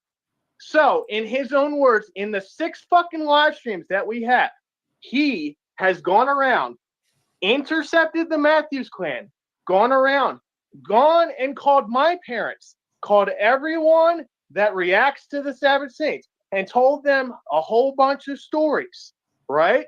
So this The now truth. caused the Matthews clan to stop coming here, to stop talking with me. Shut up, you You're fucking lying. moron! Shut up. I will listen. I'm just Just mute the fucking piece of shit. Sean. I'm just gonna mute. I know you can unmute yourself. I know you can, but please don't. All right, just let him So say this what he's gonna dumbass, say. I wants to don't go- now. Listen, if he's such listen, a friend, Rabbit. Todd, let me go. If he's such a friend to Andrea, why is he going around doing all that stuff? Okay, we had a funeral service for her. My father and I had to go through the whole process in the funeral home and do this, that, and the other. Go through the cremation queue. Go through this. When at the same time, I'm sitting there. I'm like, well, waiting here for Tim. We're not going to make any decisions until we. Oh, you know what? Here, Mr. Pittman, here's the family's information. If you want to call them and get in touch with them, by all means. You know, Sean would know all these things if he was the, so-called best friend of Lion. Tithe. You don't know the timeline, even though I went on the record and gave him the correct timeline. He can't even fucking fix his Can own. you skip it back about 15 seconds when I was talking over it? Not only am I going to sue the Yeah. Did he just chuckle? Did I hear him chuckle in there? Yes. Yes. you You're fucking lying. moron. This All right, narcissistic I'm- cockbag. I will listen. I'm just Just mute the fucking piece of shit. Sean. I'm just gonna mute. I know you can unmute yourself. I know you can, but please don't. All right, just let him So say this what he's gonna dumbass, say. he I wants to don't go- now. Listen, if he's such a listen, friend- Rabbit. Todd, let me go. If he's such a friend to Andrea, why is he going around doing all that stuff? Okay, we had a funeral service for her. My father and I had to go through the whole process in the funeral home and do this, that, and the other. Go through the cremation queue. Go through this. When at the same time, I'm sitting there. I'm like, well, waiting here for Tim. We're not going to make any decisions until we. Oh, you know what? Here, Mr. Pittman, here's the family's information. If you want to call them and get in touch with them, by all means. You know, Sean would know all these things if he was the, so-called best friend of Lion, but he don't. He don't know the timeline, even though I went on the record and gave him the correct timeline. He can't even fucking fix his own timeline. Not only am I going to sue the dog shit out of this moron for all this Good shit. luck. Yeah, right. So, I mean, dude, Sean, you are so fucked, dude. You're so fucked. Uh-huh. Well, let him be fucked. then. Do you want to tell him about the ashes that you won't I turn do. over? I just told him about are you fucking retarded? What did I just tell him? Yeah, I've actually got That text you, messages. Sean Porter, stop the Matthews clan from coming down here and attending the funeral service sheriff of did. their daughter. The sheriff did. No, they did not. Ashley And did. And in turn, the family contacted the funeral home and requested ashes. And the funeral home said no, because that's the state law. You can't told them not to. No, Sean, why are you backtracking? I thought we were talking about the ashes. You texted her father and said, if you had worked with me beforehand, maybe we could have worked something out, but it's too late now. That's what you said about his daughter coming home to That's not what I Ohio. said, because I actually read the whole text on the record here. So again, Yeah, you're a liar. It was a You're very a liar, polite. Sean Porter. Yeah, it was Look, a very. everyone, Sean Porter just proved that he's a liar on the record again. Well done, Mr. Liar. Well done. Look at that. Andrea Matthews is calling you a liar, Sean. So why don't you Boom. send some of the ashes now? They would love to have I'm not them. going to comment on that because, you want to They keep would talking love to shit have off them. to Jim Matthews. And GS, did I not send you a text the other night with another? Yeah. So send some of the ashes. Has question for you, Rabbit. Has he responded to that text message? No, because Okay. you got people like here talking his ear off, and I can't even Okay. have a civil conversation with my father-in-law. Okay. Yeah, very respectful text messages that I've received. Yep. But he read- Sean Porter will make it seem like I'm out here fucking threatening the guy, extorting him, and all that. But Todd's got. What the about proof. Alicia's voicemail that you left her about telling her to watch her back? That she should watch her back because God's watching her for what she's done. Yeah, That's let her correct. play the voicemail. By all means, she should watch her back because God's watching her. She's not a godly person. That's She's why a she fucking filed for deceiver. protective order against you. I don't care. Let her file for a protective order. I'm glad we go into the stand and talk about how she's a deceiver, how she would go behind my back every time she'd be on the phone with Andrea. All right, I'm gonna take a minute. We have You some need people to. backstage. This is. He's Oh, talking wow. about his dead wife, right?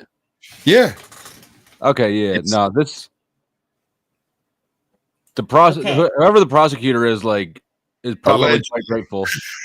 Allegedly. Let's use a lot of allegedlys around this joint Okay. because Allegedly, probably in World of Warcraft.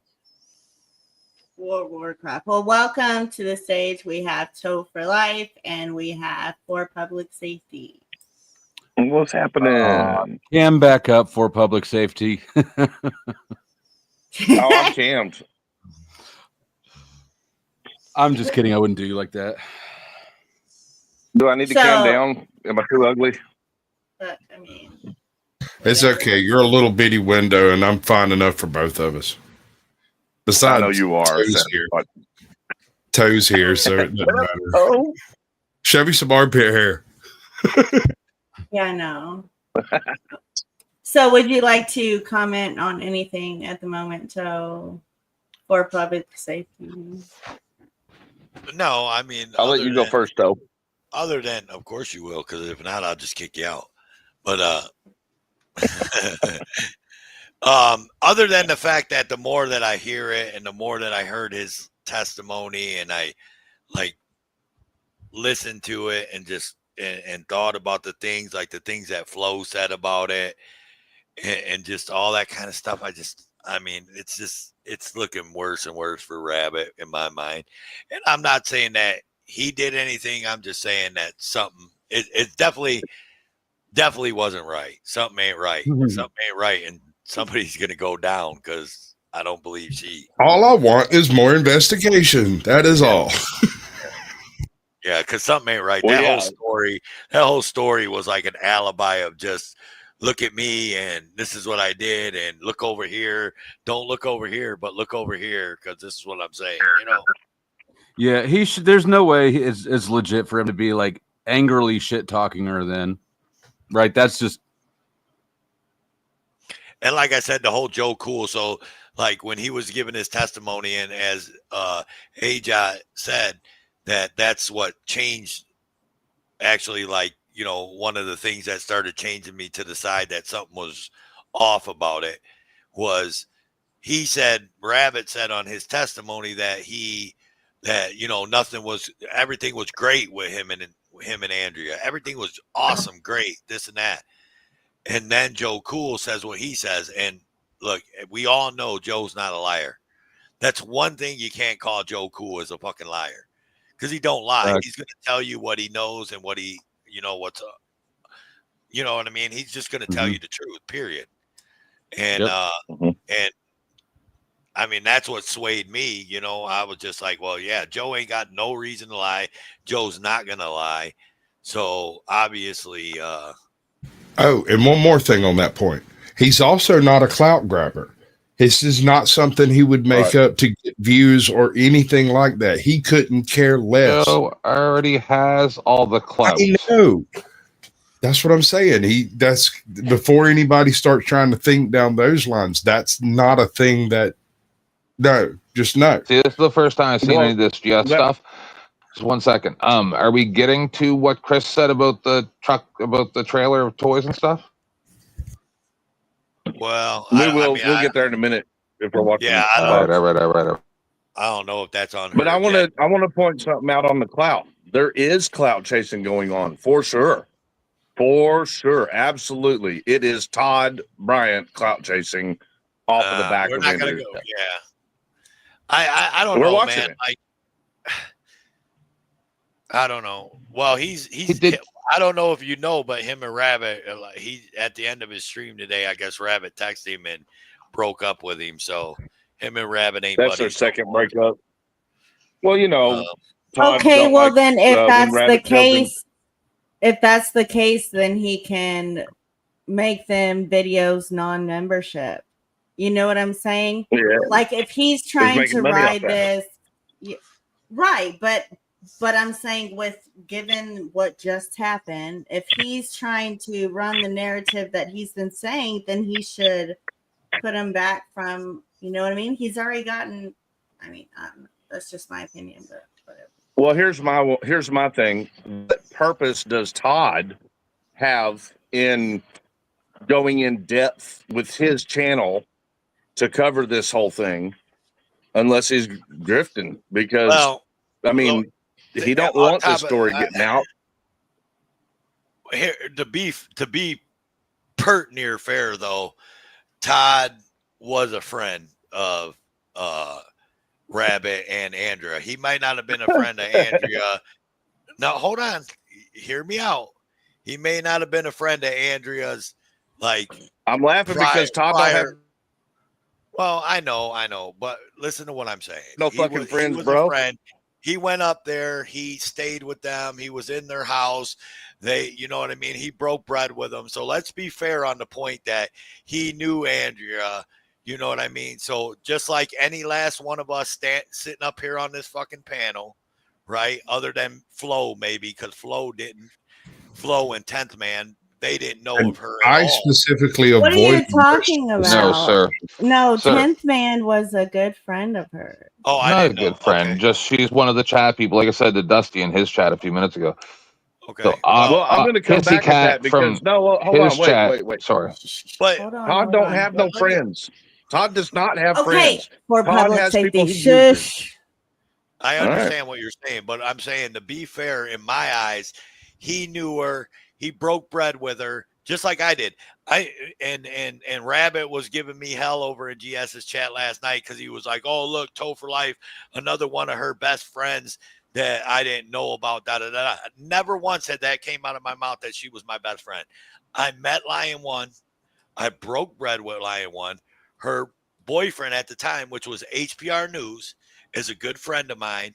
I've talked to HPR News since she has passed, and I know what he has told me about her and what he has told me. And Jeff, my best friend, NC Tyrant Hunter, has been to their house, has broke bread with them, stayed umpteen nights like Joe Cool for like days and days and days, and been up there on the mountain at their house. So Jeff knows her really well, and I've heard what he's had to say about it. And so I never said that I was a best friend of her, but I knew her. I broke bread with her. I met her. And I've known her in chats for 6 years. You know, I ever since the time that I walked into this 1A community, I've known LION1, right? Everybody knows LION1 because she's a damn mod on every freaking channel. That's every channel. You know She's what I mean? a mod on my channel.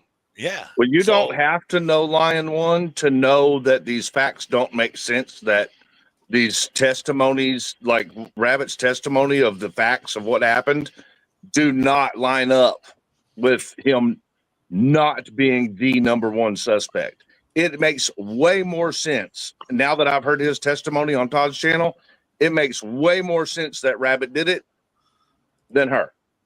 No, I don't think he did it. Somebody did it, but it wasn't him. I mean, I'm not sold on the whole he did it. I wasn't until I heard his testimony. But I know there's something happened. Yeah, he sounds like a rat, like a mafia rat that's saying, "Yeah, no, I didn't do it. I don't even know what's going on," but he knows what's going on. All right. By the way, the reward up to $15,000 for information leading to the arrest and conviction of the killer of Andrea, because we know it wasn't her.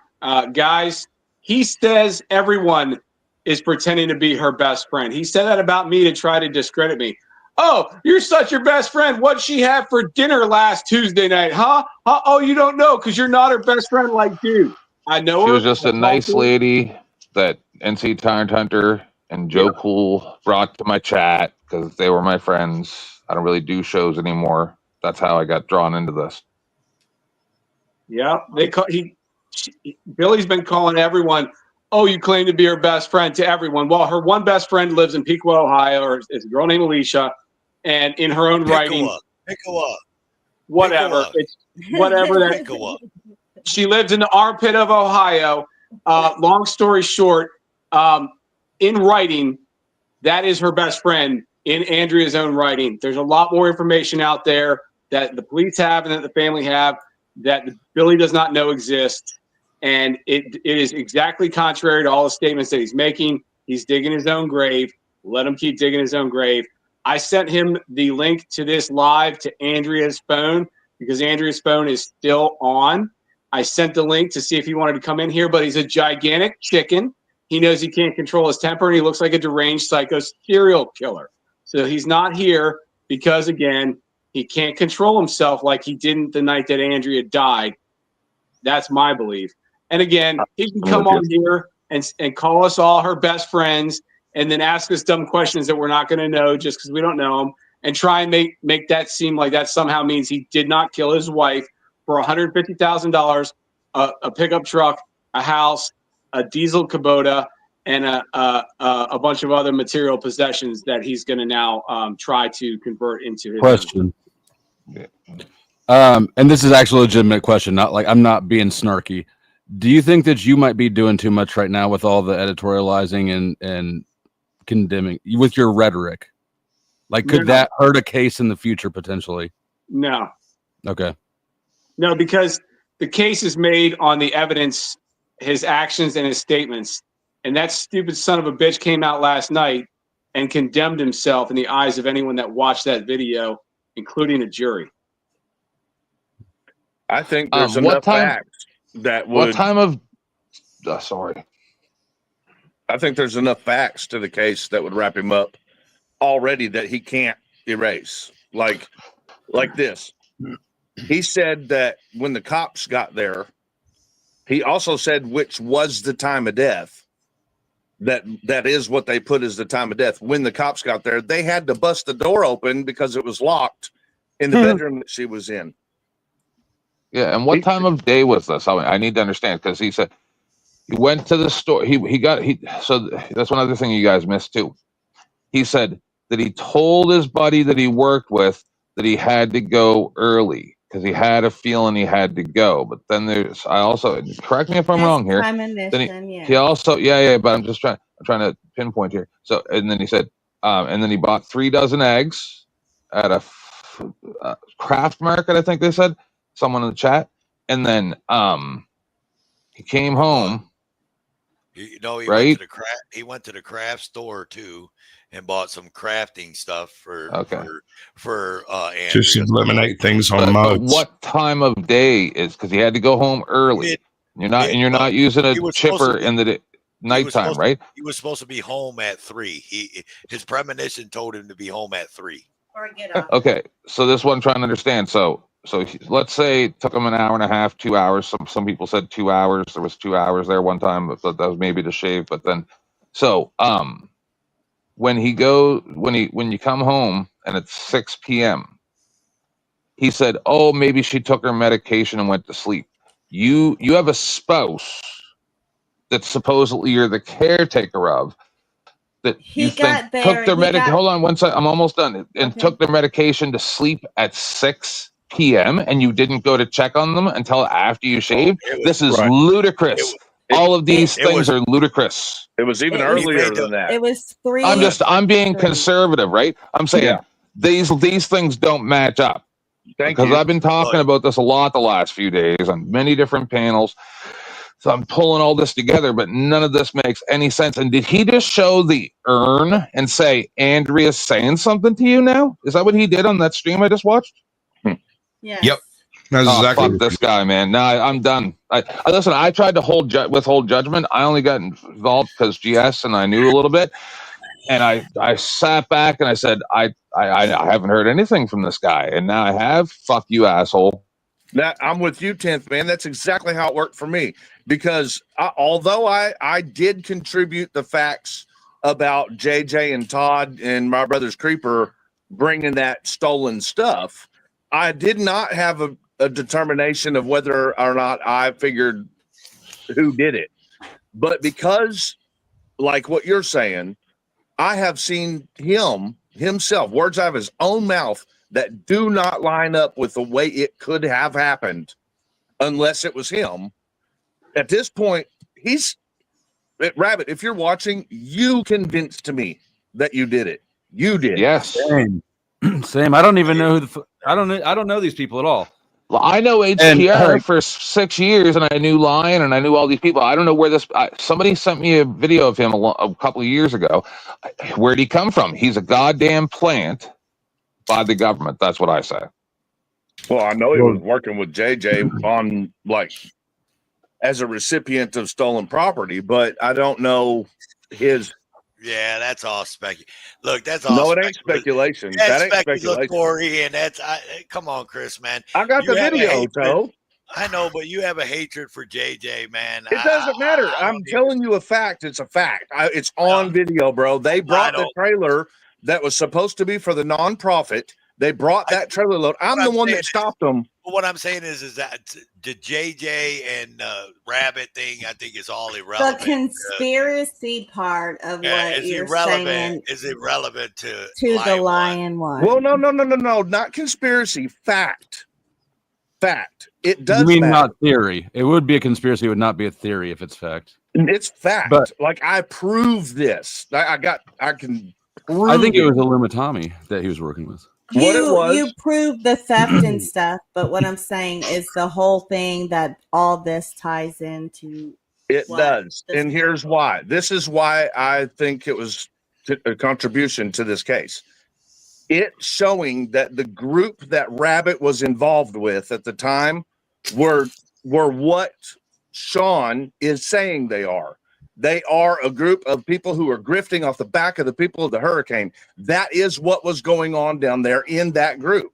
It is exactly what they were doing. So I am able to literally verify that I know for a fact that they received tens of thousands of dollars of stolen goods, knowing they were stolen, and received them from a person who knew that the people were grifting to receive them. It was all illegal. So here's what I'm saying. Rabbit, you are definitely a criminal. You were in a bad group of people who were doing bad things off the backs of victims. And that I stand against all by itself. Now, I also, on top of that, after hearing his own testimony, I also think that he's a murderer. No, I don't think he did it. I can just, I'm very good at listening to what people say and how they say it and getting in their head, because I'm crazy too. And so I think somebody else did it. He knew this is like maybe 3 people, 4 people involved in this. That's what I believe. Because here's my thing, right? How the fuck did you get there? Hold up. Here's my thing. So, okay, all that stuff that Chris just said, right? And my thing is Sean Porter, say PIQUA, Joe Cool, right? All these people that talked to her that week, the week of her demise, right? Mm-hmm. None of them as far as I know, unless Sean can shed light on this, because I haven't. Look, I'm a man with a full-time fucking job, so I can't sit on YouTube and watch every fucking live. Loser. Fuck you, Flo. You're a slave. But so, Sean, did LION1 reach out to you and say anything about that? There was some wonky shit going on with the donations and all that. Did she tell PIQUA that? Did she tell Joe Cool that? Because if not, then what Chris is saying is that LION1 was part of that, because LION1 was involved with all the donation stuff, right? Because I've set seen it up. videos of her getting the donations with people and being down there talking to people, helping people. That's what I'm saying. She had set up the 501c3 paperwork recently, and she immediately regretted it. And she told her friend in Ohio that she hoped that it didn't get processed or approved and come through. And it came in the mail like a couple days after her death, and immediately Donald Carney signed over all control over the organization and subsequently accounts, money, ability to raise money to himself, and posted it on Facebook. Like the thug, evil bastard that he is, bragging about how he took the charity from her. Not that he's bragging that he took it from her, but that is essentially what he's doing. He's like, I'm in charge now, and I've taken over from Andrea, and I'm going to continue where she left off, and all this bull crap. But she hated Don Carney and kicked him out 6 or 7 days prior to her death, and Carney was right back in the house within hours of her murder. And it's also important to note that one of the motives that we have here is the fact that she was wanting out of that group. She wanted to leave there. She wanted to leave Spruce Pine and that group. She wanted to leave her husband. Oh, yeah, because she said that people were in her house that she didn't approve of, and that they were taking over, basically like just it was not the lifestyle she wanted to be living with him. Yep. It makes perfect sense to me. He was leaving. He was losing his gravy train. He was going to have to go back to sleeping in his car and not, being homeless. And, he didn't like that. So he shot her. That's what I believe. Sorry. And now I believe that too. I believe that too. And I didn't believe it until after the things that did not make sense in Rabbit's testimony. Like, was that the international hand gesture for fisting? Okay, so hold up. Shush. Everybody, welcome, people. Yeah. I heard Toe mention everybody that LION1 called except for me. I'm sorry, she called buddy. me and talked to me for nearly 10 hours that week. And you bet your sweet ass she told me that nonprofit was up to no fucking good. Okay, zero fucking good. She wanted nothing to do with it. She's sick and tired of all these fucking scammy ass nonprofits, which brings me right back to Direct D and his fucking playbook of running nonprofits and getting donations and ripping everybody off. Okay, don't tell me that this doesn't have to do with a lot of fucking folks. Chris is right on track when he says that JJ is involved, that GS is involved, that KFAR is involved, that fucking this is a big fucking deal. Yeah, I just wanted to say that she definitely did, and she wasn't up to any fucking thing shady. LION1 had plenty of money and whatever she needed any fucking time. She didn't need to take anything from anybody, and she wasn't. I know that, knew that. You know what I mean? Like, she never had to do anything the rest of her life besides just live her life. I knew that. I think that she stuck it out as long as she could handle it because of her relationship, and she knew that she was in a bad crowd doing bad things that she wanted to get the hell out of. And I don't think that Rabbit was on the same page of turning a new leaf with her. She didn't want to be involved in all that shit. That was the point. And that's all I'm saying is that I never heard no one say that until people just said it. That she had said that there was wonky shit going on with the donations and all that in nonprofit. Well, what I was saying was we had to give everybody, right. So we can't just spin our own fucking narrative here, right? We're not.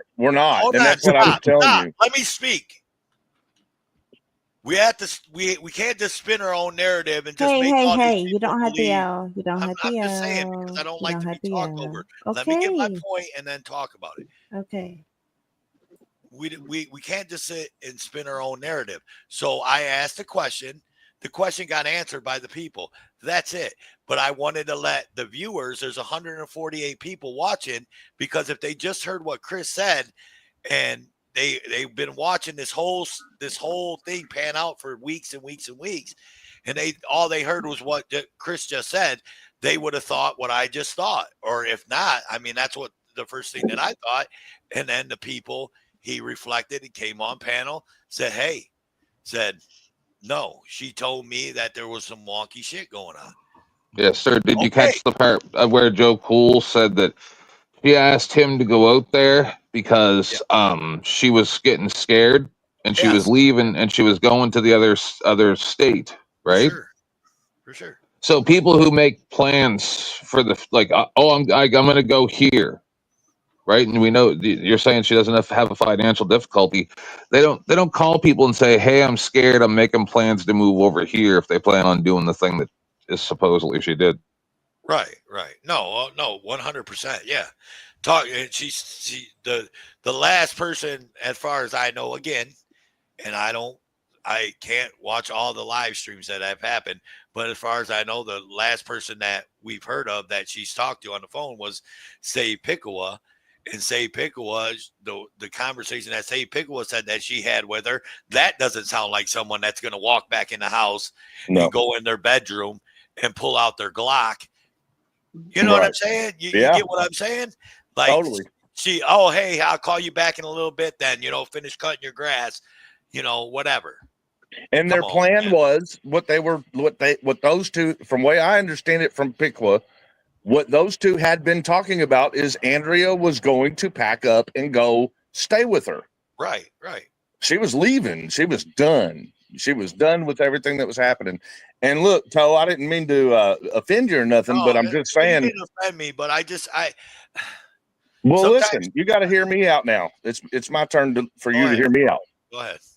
On video during my live stream, when me and Chris and you remember Kentucky Reacts and his girlfriend and Tiffany, when we went down there with the flatbed of stuff, Rabbit was trying to get us to bring it to him. And I already knew that they were scamming because Todd was live streaming that him and JJ were bringing the stuff that I knew was stolen because I was the one that told the dude that owned the stuff that they were stealing it. And they did. They stole it. And Todd was already saying, in 3 days, we're going to North Carolina to bring this stuff down there to him. And it went to Rabbit. I knew that Rabbit was stealing. So, I wasn't offering. What's the relevance? The relevance is that, that's part of the understanding of the situation that was going on down there. A character assessment, maybe, I guess. It just gives you the understanding that was Andrea wanted out. She did not want to be involved in that shit. I have an observation. Past activity is the best predictor of future activity. True. So when you ask relevance, what I didn't know if there's any. I mean, obviously, sleazy people do sleazy things, but if we're talking about somebody who may have murked his wife,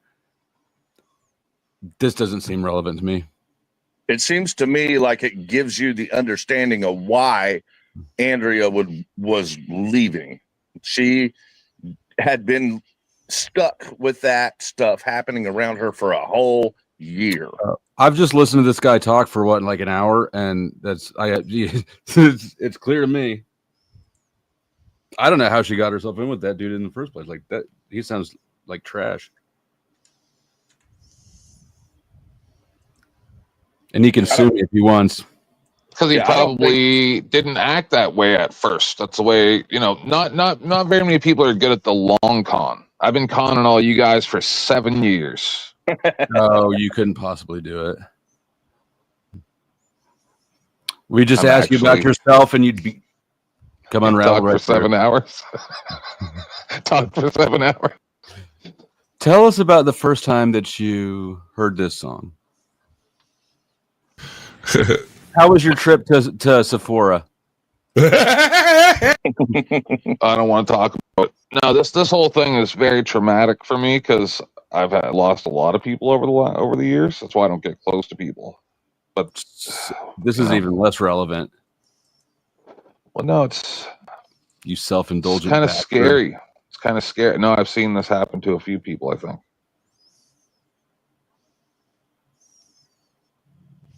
Well, I feel like the thing that we can all witness just by watching it, that's the most relevant and the most damning that anyone can see, the facts don't line up, is the video of the testimony that Rabbit himself provided. Because like I said, Oh yeah, I mean that was when I knew. Wild. I mean, it was. It definitely was. And like I said, the more I hear it, like this is like the third time that I heard it, and I caught more things. You know what I mean? Then I caught the first time, and I'm just like, that just doesn't seem right. And some of that shit's like way non-pop, like not even, doesn't even make sense. Like when I heard him say that the cops had to bust the door open because it was locked to the bedroom, I'm like, whoa, hold on a minute. Why was the door locked behind you? You said you weren't there when it happened.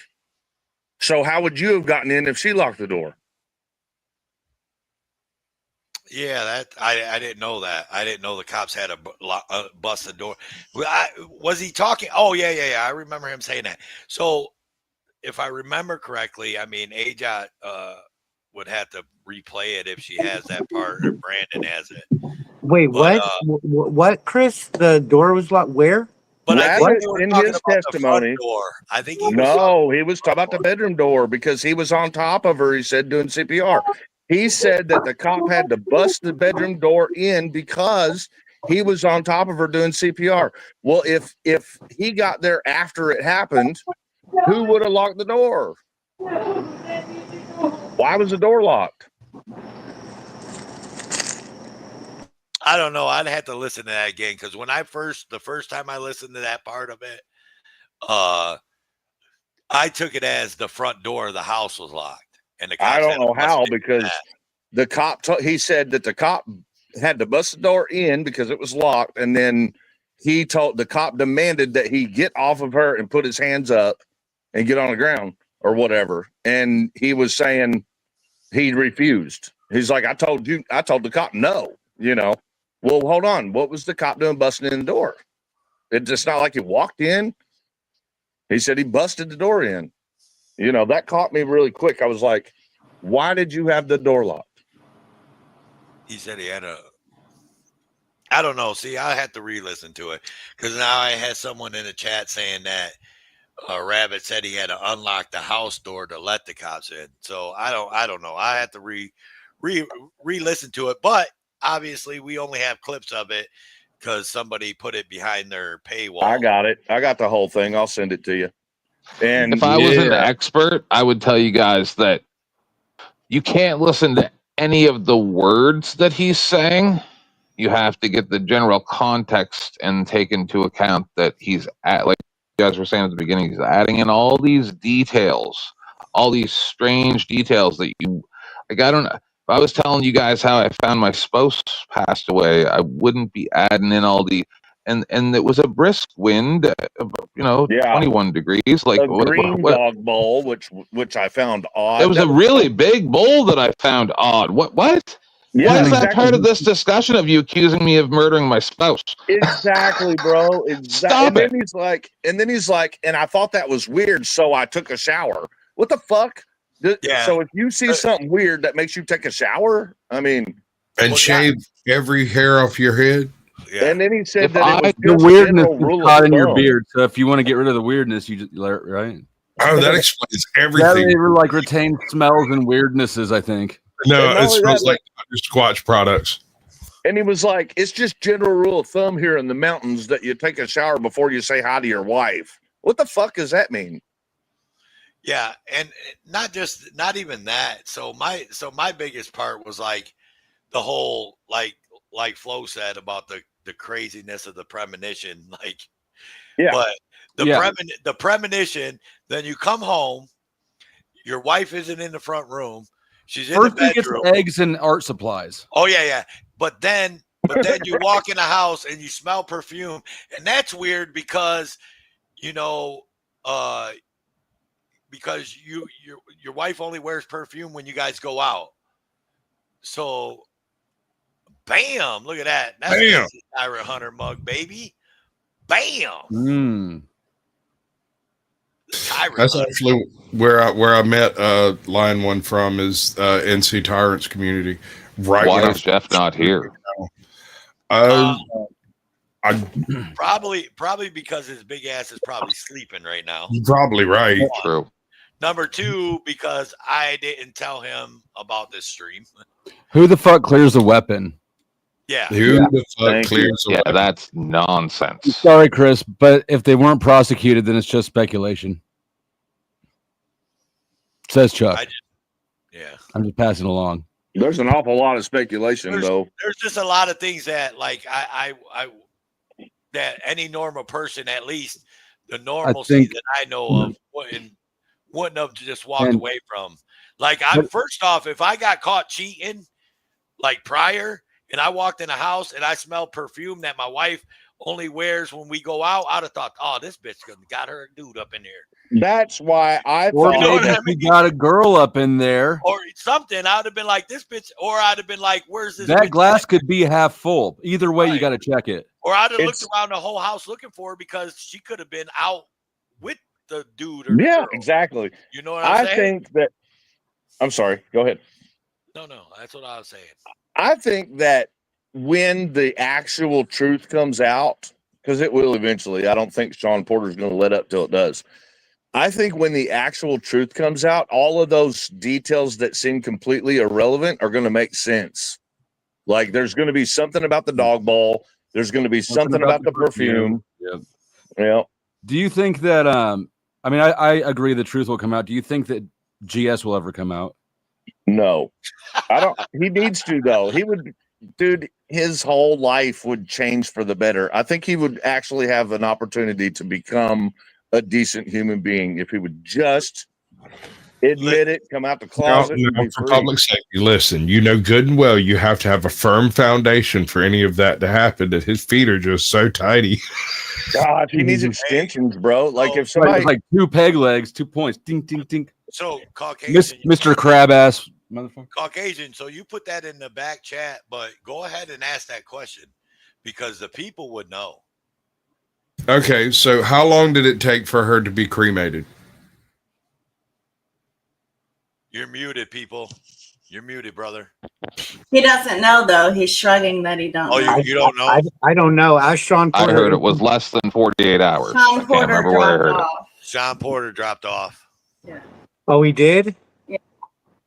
Oh, that would have been a great question for him. He's, filling the role of the family spokesman, so he's more in contact with the family on details such as that. And he's been an excellent advocate. Cliff said, I think it was 2 weeks. See, Stephanie Jenks says we haven't really 2 pinned that down, but if you're concerned about that, we should. That's a good question, how long it took. What I do understand is that Billy is essentially in his attempt to maintain control of anything he can. He is, prevented and toyed with the family about getting like any of the ashes or, he's just a little boy trapped in a boy's body. I loved how Sean Porter caught Rabbit up yesterday on that panel, and he said, "You wouldn't even give the family any of her ashes." And he said, "Well," and it came out because Sean nailed him by saying, "Well, why don't you do it now?" Yeah, do it now. Yeah, right. So he still hasn't done it. Is the implication there? So just goes to show you that. We had a question real quick. Keeper of the list says, Tofor, why no probate for LION1's assets? As far as I know, and I could be misspeaking, keeper of the list, but her dad pretty much set up she's trust fund baby, right? Her dad has Well, I money. don't like the way that that's really said. I wouldn't call it a trust fund, baby. But She has a trust fund.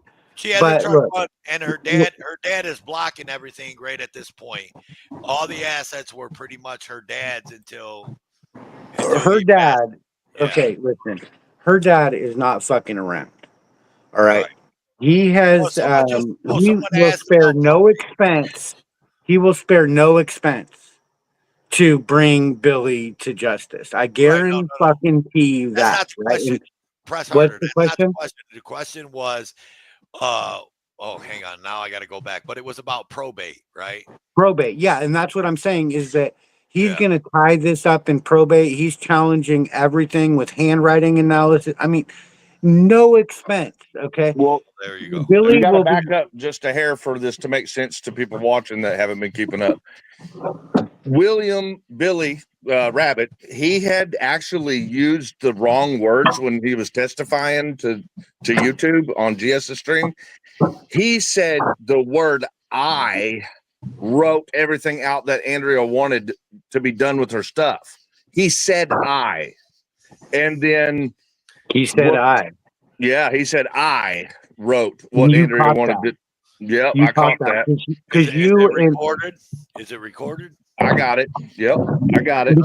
And then and Tiffany actually caught that, not me. She said he just said he's the one that wrote what she wanted done with her stuff. And then the conversation flowed into an alleged will. It was all in the same shout out flowed. And then I heard Sean say yesterday that the quote unquote will was being challenged. So now we're to where Press Harder was saying, or yes, people. the will is being challenged. Now I don't know what's in the will. I haven't seen the will.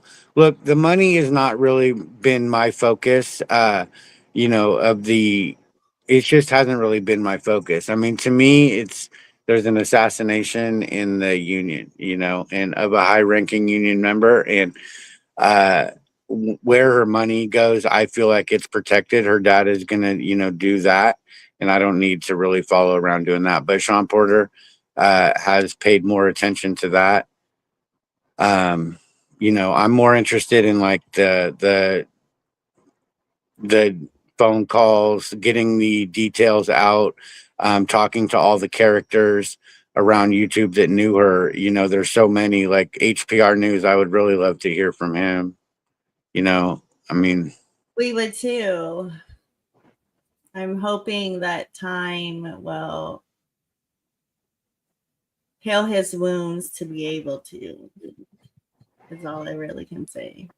And I think that all of these facts being put in establishes the case itself to where people can utilize what's available to make an opinion, a good opinion, like a solid analysis to form an opinion, and not just, float like with a narrative, right? Like knowing that it's just like the investigators do. They establish a motive, they establish a timeline, they establish the factors that are involved, they establish the people around, where it took place, what, you know what I'm saying? Like it gives you all of that to understand all of these factors, including but the you money. guys know the hillbillies you guys deal with in these places on the regular basis. They don't do anything. The cops, you mean? Yes. I know. That's my biggest concern is that, and I'm not saying they will or that they are, but that my experience with hillbilly sheriff's departments, they do some shouty freaking investigations. They leave a lot of shit out and they don't put in effort. Right. Unless it's one of their own. This kind of seems like it might be something of a slam dunk and someone they might be interested in for other reasons. And so maybe. Well, the fact that they're not arresting him for other reasons. I mean, he did just get arrested. Okay, he did. And he's like in and out of, somebody filed a protection order. I mean, there's a lot of information coming in, right? But if I were a detective, having seen this guy, I would let him run around and hang himself as well. Well, let me ask you this, Flo. Would you have brought him in for an interrogation immediately? I mean, I probably would have. I mean, Presumably, I wouldn't know who he was, so I'd just follow standard operating procedure at first. But once I figured out who he was, I would not arrest him until I had a slam dunked, because he'll talk eventually. But that's what I'm. He'll talk. So if you thought you would get more information by bringing him in for a conversation, would be different from just letting him talk online and the subpoena and everything. Took the words out of my mouth. I know how many videos I watch because I follow the interrogation channels a lot, as much as I do 1A. It's almost a standard thing for them to immediately bring the other person that was at the house, especially the spouse, in for a solid interrogation. Yeah. Immediately. Yeah, I would probably want to get a formal story on record as soon as possible, and then let him stray from there. There you go. That's what I would have done if I were an investigator on that case. I mean, do you know if they did that? That's what I was going to My ask. understanding is no, they did not do that. There you go. He lawyered up. They eventually they could make you do it and come in and have a sit down, but you would just, say, I guess you could plead the fifth on everything. But I don't recall is always a good. that would maybe be better, but no, he recalls every fucking detail, and he thinks he's smarter than everybody, and that he's better than everybody, and that he won't get caught, and that he can toy with us, because he's a really smart wabbit. I think it was a huge mistake on the sheriff department part to not at least detain him temporarily to try to get him to do an interrogation. They should have made him sit in that room and wait for his attorney. Like if he said, no, I'm not doing it without my attorney, they should have made him sign that paper for the attorney. And that's what makes That's what makes me believe this is a little more intricate than what is face value, because if they're going to take a guy in falsely and accuse him of killing his own father that actually went to his sister's place in a different town for 18 hours or whatever it was till he has a mental break, and then puts him in a mental institution to cover up for what happened, for a guy that was never even dead, then this situation happens and it's like, oh, nothing. Sorry? Was that this department that did that, whatever you're talking about? Oh, I have no idea. I'm just saying in general. Oh, well, so I mean, not all cops are that. I mean, not all cops are that awful at their job. Just because a cop somewhere did something ridiculous doesn't mean that that's the standard. I disagree. And I'm not. Hold on, before everybody starts talking out, I'm not taking up for cops. They're assholes. No, I disagree though. The standard is lousy. Okay, there's nothing but the bottom of the barrel left in government. Everybody worth a damn has quit. I just want to address this real quick. What say Lou? No, the cause of death is pending. They have not. Pending. Yes, right. It's pending. Right. So there's a lot of I would call them co-conspirators at this point, saying that there's no investigation going on, that it's been ruled a suicide. They just put out lies. That's what they do. They go on, and anybody that will listen to her. Yeah, the thing that he does have that the rabbit douche has working for him is that cops are lazy, and if they can get away with calling it a self-deletion, they're going to take that out every time. That's my fear of this.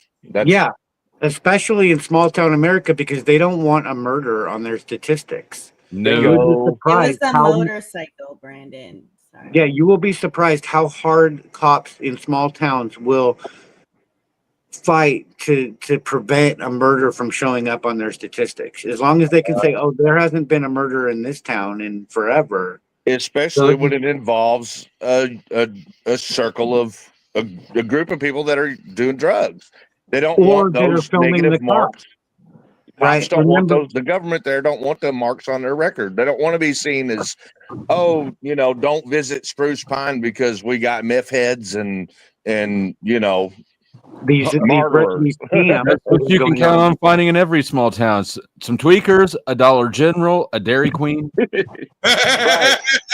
But how many mayors do you know that want to put that on the billboard as you enter the town? You know, And a very odd place where you allow a cremation of a body with a pending reason for death. How does that work?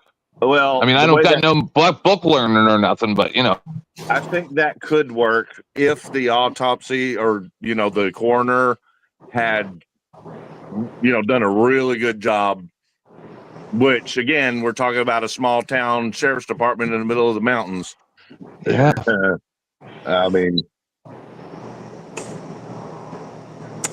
they definitely ain't taking the safest route, the government there. I really don't know what the hell they're doing and shit. I mean, I just know that they're not gonna I mean, we don't call the cops typically, and the cops don't help us typically. Right. And Andrea was involved in a very important political movement that is really becoming something. Yeah, you got to wonder which thing did the police dislike more in their community? The things that revolve around Rabbit or the things that revolve around Lion? You know what I'm saying? Like, right. They're willing to excuse the actual crimes. Bad ones in too, my bro. experience, okay, the government does not give a fuck about actual crimes. What they care about is political unrest. Yes, sir. They're like easy open and shut.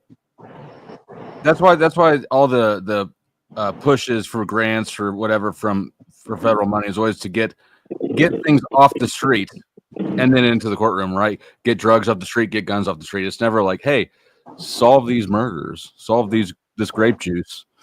Isn't that interesting? Isn't that interesting that barely any of those people ever get caught? None of the SMEX people with the traffic and the little ones. There's nobody. Those files. That's why I lost my mind on high impact. No, not that. Here's the deal. The other day, and everybody's making fun of me. They're like, "Oh, you crashed out." And I'm like, "No, I just see him as I got to see how it is." I mean, both can be true. You can crash out Right. and see how it is. Where Tiffany's at in her in fact, it wouldn't be wrong to crash out for exactly how it is. It's that bad. The study that Tiffany's doing right now in her pre-law, she was reading some of the statistics out that are going into her community posts or whatever, and she was saying that since they figured out how to use DNA, that 33% of people that were either on death row or already were sacrificed on death row were proven to be innocent. 33%. Like, it just goes to show you that they ain't doing a good job in these investigations. Yeah, and but that the real probably, question. Sorry, go ahead. that's probably why they're not successful with the prosecution process, because prosecutors are telling cops, you all are morons. You've got to bring me an established case here. This is court. We have rules. We have processes. And cops just don't get trained or know how to do it. I mean, there's too many people being charged with too much shit for them to go to court. They make shit up, bro. They make shit up so that they can get a plea deal, so they don't have to go to court, because that would clog the fuck. I mean, when I was taking my shit to court, they raided me 2 more times. I got raided 3 times that month until I stopped. I don't. Until I accepted a plea deal. want to be friends with. Out of all of the documentation that I've seen running this YouTube channel, I have never seen a single police narrative or a police report where they didn't at least make grammar mistakes, at very least. Yeah, but where are the people that did the 33% of the crimes that those people were innocent of? I believe most times that's government officials. Maybe it was just an accident, and then you just frame the guy down the road that you know real well because he's an informant. That's how this works. I mean, I don't think that's how this works. I think you're overestimating the collaborating and underestimating the individual laziness. Hey, can I break up break this up for a second. I just want everybody to say what's up to Clash with Bow. Clash with Bow is restreaming this broadcast on his Smurf Watch Transparency channel. Say what's up to Clash with Bow. And Yeah, yeah. me? Who's But streaming how? That's how. Subscribe to Don't the Powder ever Dusty. forget about Bow. Boom pow. Send me money. I don't know who that. I don't know who this is, but come subscribe to the Powder Dusty at the Powder Dusty. Send Clash him with money. Bow. Bow, you don't know who Bow is. you don't know who Clash with Bow is. He's not a First Amendment guy. There's no reason I would have taken him I to have back. kids in a felony. I'm not the person to be out auditing and shit right now. Oh, Bow doesn't audit no more. He used to a long time ago. So, Dusty, I can give many, many instances as to why I believe it is. As I'm not saying all of it's that, but I'm saying that the front line people are the useful idiots, and they just go along with it. Have you ever seen the video with Long Island Audit when he first started, where the cop I think forgot that the body cam was on, and he goes, 20 years ago, he just wouldn't have any teeth and he'd be in a hole. Yeah, I saw that. And that was like the chief or whatever, right? Like these people are they're used to being operating for 100 or more years with complete anonymity, only because of body cams and the things, auditing, things like that. Have any of this been brought to light? I'm not saying cops aren't brutal douchebags or jail guards or any of it. What I'm saying is that you basically and maybe you're being hyperbolic. You said that the real murderers in the 33% was probably government officials. Well, probably not. Probably you have lazy cops, prosecutors who want to win. Nobody's incentivized to actually solve the case or get justice. Everybody's incentivized to process a criminal through the system, right? So there just isn't any prioritization on this. No, but I will say this. If you were to categorize people the way that America tends to just do, but if I was to go along with that and categorize people, I would put the government in a category, and I would say this group of people in America commits more crimes than any other group in America. This group of people contain more of the worst types of criminals that exist in this country. I would. But here's also why I don't think that they're doing that they would be responsible for the other 33%. When cops kill somebody, when an inmate dies, they're like, oh, he slipped and fell in the shower and broke every bone in his body, right? Yeah. They make up a stupid ass excuse and then it flies. Well, they have Dusty, I get you, but I want to tell you one thing. Remember last night we all made fun of Rocky because he was saying, "Oh, the humans and the her different body parts and things like that," and he was acting. We laughed at him. Yeah, I was watching a news story today. RFK released a report that is actually happening. I know. I wasn't laughing at Rocky because he was wrong. I laughed at Rocky You because gotta be careful what you say. every time, no, it doesn't matter what the subject is, he dials his opinion on it all the way to 12, like all the way to like we can't take Grandpa out anywhere because he weirds out everybody around us. Exactly. Like ask him about everybody in Hollywood is trans. I'll take Grandpa out any fucking day of the week. Actually, you would like Grandpa. I would. Yeah. You would carry me. I No, would. you kill would. He embarrasses us all, but I'd much rather go out with Grandpa than Billy. That's for fucking sure, you know. I would too, absolutely. I mean, Grandpa's 1,000 times better than Billy, no doubt. Yes. I like Rocky. Just sometimes you just wish that he could have a normal conversation, but he can't. Oh, I did it wrong. Oh, Are we talking about Rocky and Bullwinkle, or are we talking about Rocky like running up the fucking stairs? Yo, Adrian. Hey, Rocky, Rocky Shepherd. Rocky, if you're in my chat, say something so that you can come meet. Oh, Rocky Shepherd. Okay, yeah. I'd love to meet Rocky Shepherd. Sure. We could do it. We could do a speed date. old white man. So real quick, I just want to play you. This was played on Westside. This is a voicemail that was left for Save PIQUA by User and Loser. and then we'll hear your thoughts on it. And is that the same lady that played the call at the beginning as well? Yes. Yes, Alicia That's what I is in thought. Yeah, Ohio. just making Yeah, sure. Just trying to yeah, tie it together because, yeah. yeah. Okay, go ahead. PIQUA was her best friend from Ohio. Yeah, but yeah, just for the audience and myself, I'm trying to understand. yeah. Is that all Good tied question. together? Yeah. Okay, Yeah. go ahead. So it will be, because right now it's 12 o'clock over there. So that will be 3 hours later. So what is that? So my brain's not doing no kind of freak. So you better watch your back. Okay, so Greg, what do you think about that? Okay. No. Who's gonna be watching? You got some fucking nerve, Alicia. God's gonna be watching you. So you better watch your back. You got some fucking nerve, Alicia. God's gonna be watching you. So you better watch your back. What is happening? That is So, Rabbit calling PIQUA, known as PIQUA on YouTube, which is actually PIQUA. Alicia, Say right? PIQUA. Yes. And he is leaving her that voicemail. That was that yesterday or the day before? I It don't know played when on YouTube just a couple days ago, but it didn't just happen a couple days ago. Okay. I'm not sure of exactly when that call happened, but that is a good question. We'll find that out. So I'll go first. I think it's just as ridiculous as when Todd says it's going to happen on Minecraft when he uses God. And I think It's more ridiculous. yeah, and I think he is opposite of Christian belief by using God to make a death threat on a person that he's angry with.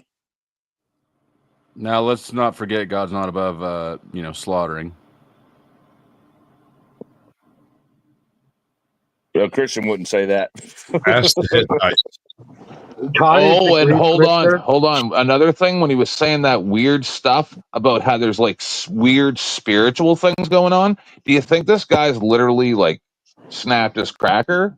Like, do you think that's what's going on? No, I think he's excusing. I think he knows that it's highly illegal to make the threat. Hold on. I think this gentleman's cracker and cheese parted company a long time ago. Oh yeah, yeah. If he Yeah, ever that's what I'm had- saying. If he ever had cracker and cheese, but You gonna but let I him call you that, press on? it's not press on. Who called you what? It's press harder or people. Press deeper. No, stop. I press on, press harder, press now. I press in all kinds of positions and shit. Like, I don't limit myself. Any position to press, I'm good to go. That's good. Yeah, this man is optimistic in a way that a lot of you could learn from. Yes, sir. I told you at some point in time, Yeah, I no, wanted to you- get all two together because that could be an interesting conversation. He's weird, but he hangs out with a buddy of mine named Brian Johnson. We're He's like the all weird. weirdest guy in the weird world. No, Brian's ultra weird. He's like if you went back in time and brought one of the founding fathers forward in time to now, like Bill and Ted's Excellent Adventure. He said That actually sounds like massively annoying. No, well, sometimes. I didn't mean to put you on the spot. I'm just saying. I didn't know if y'all were going to play more of Todd's thing from last night, but he goes into some hardcore lies to try to. He was trying to dismantle Sean, and this is what he wants, right? That's why he put it behind the paywall. He wants to make money off of this. So, like, I'm not. I got the copy. If anybody wants it, I'll give it away for free. It's Hell on the yeah. screen. Yeah, so just hit me up, 04publicsafety@gmail.com. You get a free copy of last night's live stream. Fuck you, Todd. Fuck you, Todd. And also, Yeah. I'll be making his douchebaggery has inspired me to make. I'm gonna have a few hit shorts coming out on him, demonstrating his just incredibly closeted behavior. Oh my god, You know, to the point where it gets really uncomfortable. Like It's I really put weird. myself through hell for you guys for this content. It's really weird, Flo, how I ended up even involved in this because Sasquatch came up on Orthodox and said, "Hey, Lion," and I'm like, "She's a friend of mine. Not really a friend of mine, but you know, I know her." And then I got texted a stream link, and then they brought up GS, so I just went up there to say, "Hey, that GS guy's really weird. You should watch out," right? And then all of a sudden, it turned into this. I didn't even, you know, it was really because where he had the cop fucking with Chris. I just realized I've interviewed everybody on this panel except you, Tent. Wow, good. Here we go. We're gonna. I can play get that I can video. get 10th man on your panel for you, Sasquatch. Oh. No, I can do it. I'm better friends with him. I can do it. He's got a lot of clout. Some say 10. I'm sorry, I didn't hear what happened. I didn't. My headphones. We said you disconnected. got to What? do an interview with Sasquatch. Okay, sure. And then we all said the F slur. I actually sent out a few feelers. I want to interview this rabbit guy. Yeah, that would really be good. do. Because I really don't have anything vested in this. I'll take bets on how long you can interview him before you start melting down. So when you 10 minutes, not even. I give you 5. Hey, are y'all ready? Well, Yeah, we're ready. Hang on 1 second before Are you y'all hit play. Hang on 1 second. Oh, everybody, wait So- a minute. Wait. For public safety, everybody, wait a minute. Put a 1 in the chat if you want him to shut the hell up. Put a 1 in the chat. Oh shit! All right, We're fine. Go doing ahead. the ones and the twos in the chat. You'll That's figure it funny. out. Go ahead. That's Hit play. funny. I'm That's just funny. kidding. Okay, go ahead. No, you can hit play. It'll all come Okay. out. I was just going to Okay. make an easy observation. Okay. Well, hold that tongue. Okay. Telling Andrea that she should leave me, she should find someone else, that she should come up to Ohio and party with her all the time. And no, that's not me saying it. That's his humble hand saying it. That's everyone that's been in this house saying it. Why? Because every time I come around, Alicia's like, "Oh, hi, Billy. How are you? What printer are you using today for your shirt? This, that, and the other." Why? Because you people are fucking losers. Why? Because you couldn't get anything from Andrea anymore. Yeah, you're one of them, Sean. All you do is you would only call us when you want to. Oh, Andrea, have Rabbit repost this video because my YouTube account got banned. Oh, Andrea, have Rabbit repost this for me. No, I come in the house. Sean called. He wants you to repost it. No, fuck Sean. I'm not reposting the it. father not And to then come you- down. And then you're like, You "Oh, cannot well, you're keep going to them make money straight off of it." from you. Sean, look at you. Look at you. You want to go ahead and fucking talk behind my back and all this stuff. And here, all you do. You are making them evict you from your house. Repost this video for me. Andrea, repost this. They are You never once asked us how she was doing, how I was doing after we lost our child. You never even sent us a text saying, "How are you? What's going on, friend? Did you see this? Did you see that?" You only ever called or text when you wanted something. And by all means, dispute that. Because all the fucking conversations everything proves that you are a narcissistic fucking user. And why does Andrea get people out of her lives? Because she realizes that y'all are fucking useless to her. Why did she call me and send screenshots of your dick to me from your FetLife profile and your Tinder profile? I'm not going to comment on that on a public fucking live stream because I'm not going to tell people exactly Because what you kind of were email- on them. What? He doesn't want to comment, but he already I'm surprised that he's admitted got to dick pics it. because there's a lot of sand in that vagina. I mean, he admitted to it already. Shut the fuck up! Do you want You my won't. answer or not? You You know it. narcissistic little I cock yelled gobbler. at you Shut for up! having her send me Shut dick up. pics of you. Shut from your up. porno Do sites. you want my found answer all your or porno not? sites. Shut up! You were cheating. Are you You're lying do you want about my it now. answer? Do you want my answer or not? For the first time ever on the record, either you shut the Yes. fuck up or you Yes. put the fucking cock in your mouth. Either way, shut the fuck up, Sean Porter. Go ahead, keep laughing. This is gonna go so well in the fucking. So at this point, I noticed I'm observing generally specific, and he's like starting to steam, right? He's starting to like it's building inside of him, right? So here we go. Tell me why she sent a picture of you naked to me. Take everything and put little Sean on the street. Why? Because you're a fucking piece of shit. It's in a trust. Good luck. Anyway, exactly. so okay. Thank you for telling me what now I need to target in my lawsuit. I'm gonna go. You can't. So did you hear him? He was talking about Sean Porter's son. Put little Sean out on the street. He's just trying to divert, and Sean's doing a really, really good job staying on target with the things that matter. Yes. And Sean is saying right now, and he's not diverting at all, which is awesome. Great job, Sean. He is saying it is an important factor to put into place that you were cheating at the time. Your relationship was not good. So Sean's just staying on track. He's not letting Rabbit throw him off. He, with all the things that Rabbit is slinging at him, trying to get it to change directions, Sean's not falling for none of it. He is very much staying on point. And now that's the observation I was going to make before we started, because I want to ask you all what you think of Todd, if he's in good faith, and then watch this. I think Todd's shit. Fucking keep next. Good luck. Truth is an absolute defense to defamation. By the way, why are you? When are you going to tell us why? Hey, let me ask you this really quick. Let me ask you this.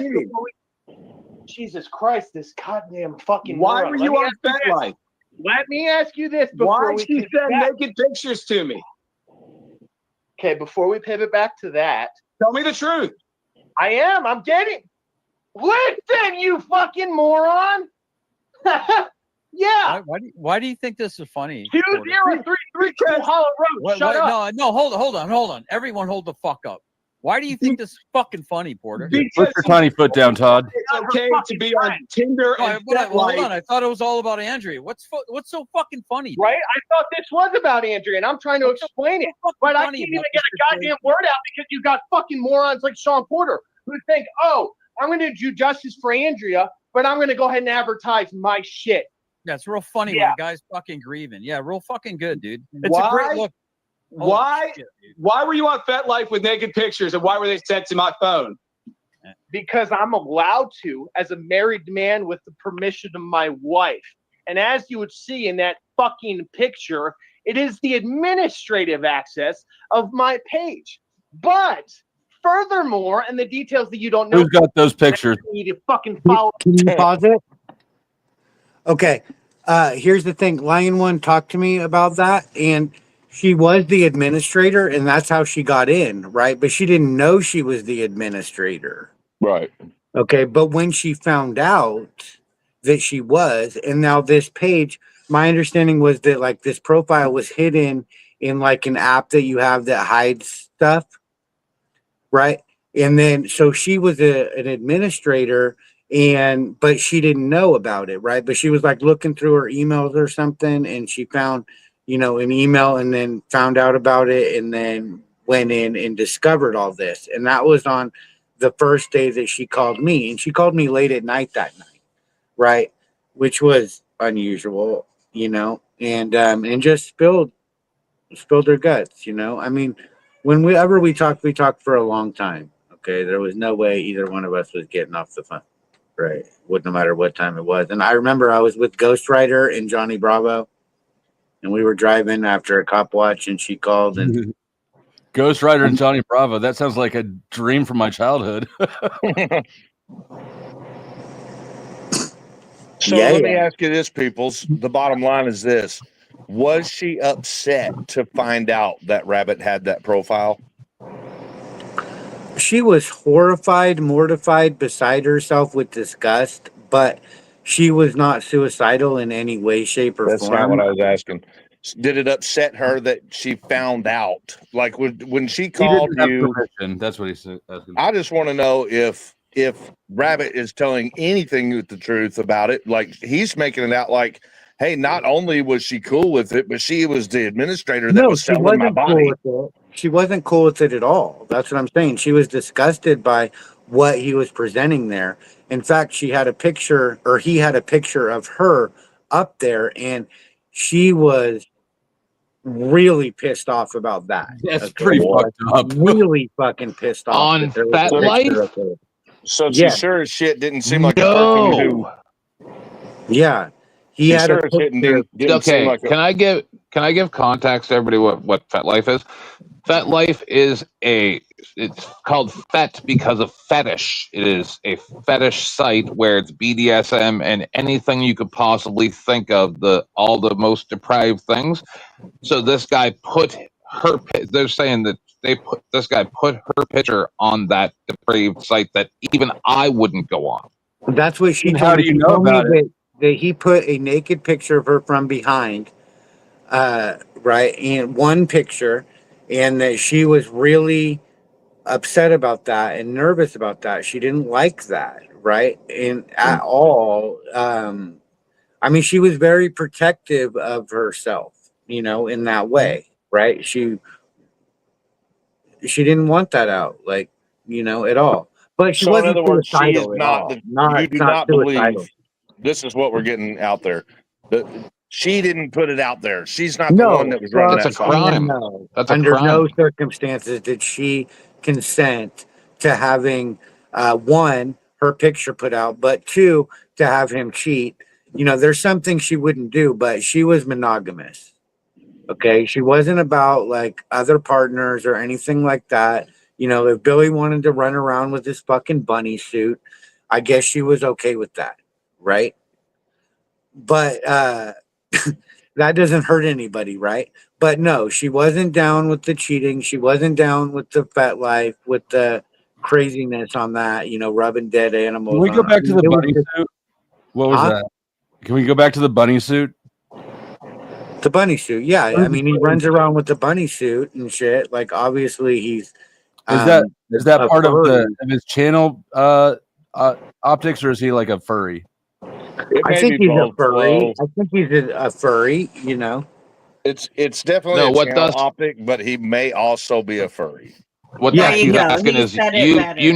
you know him in real life, so does he do that when he's not on camera is what Dusty's asking. he's a fucking dork, is what he is in real No, life. but does he Okay? wear that bunny like you're out having a barbecue or cooking some steaks and he's dressed like a bunny, or like what's going Hey, on? baby, will you dress up like Sonic the Hedgehog? That shit. Well, No, he when used we it were to doing make that fun. intro video with LION1, the picture behind us all, when we were doing that intro, he wanted to wear the bunny suit and vacuum in front of us, like run across the screen with the vacuum while we were doing the intro and shit in his bunny suit.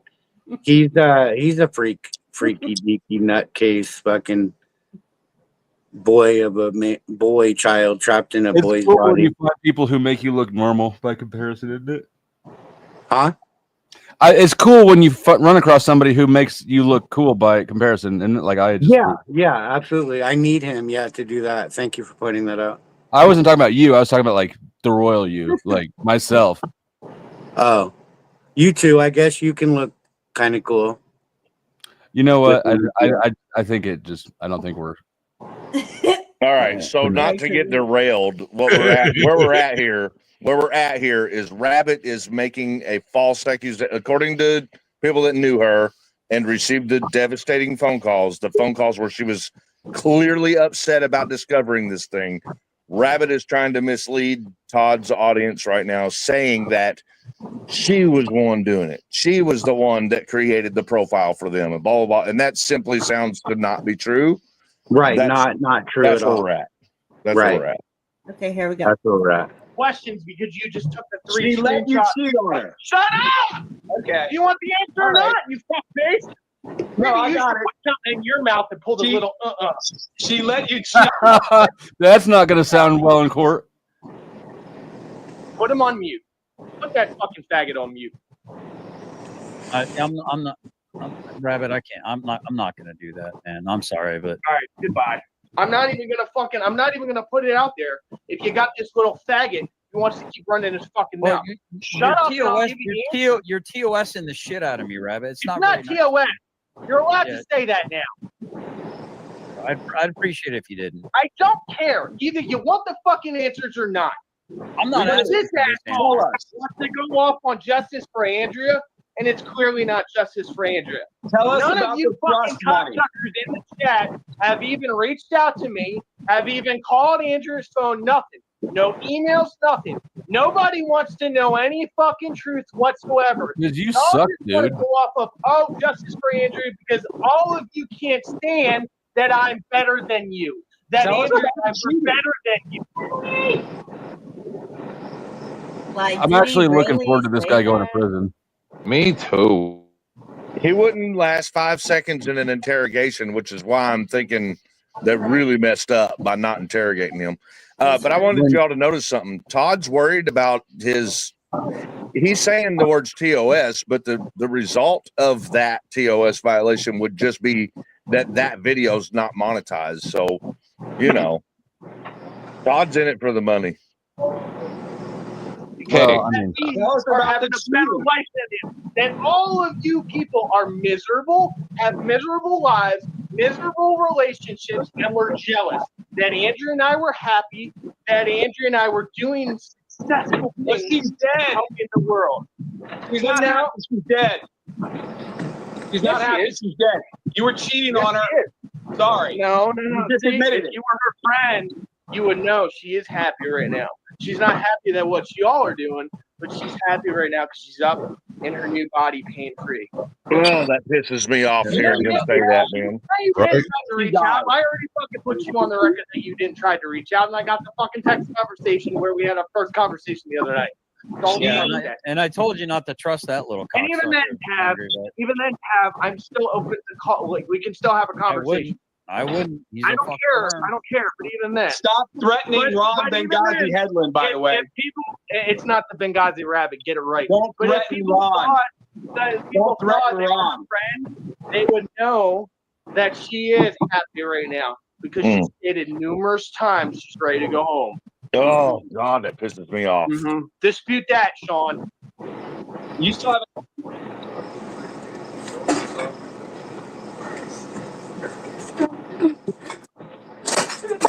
answered about the cheating and the naked pictures.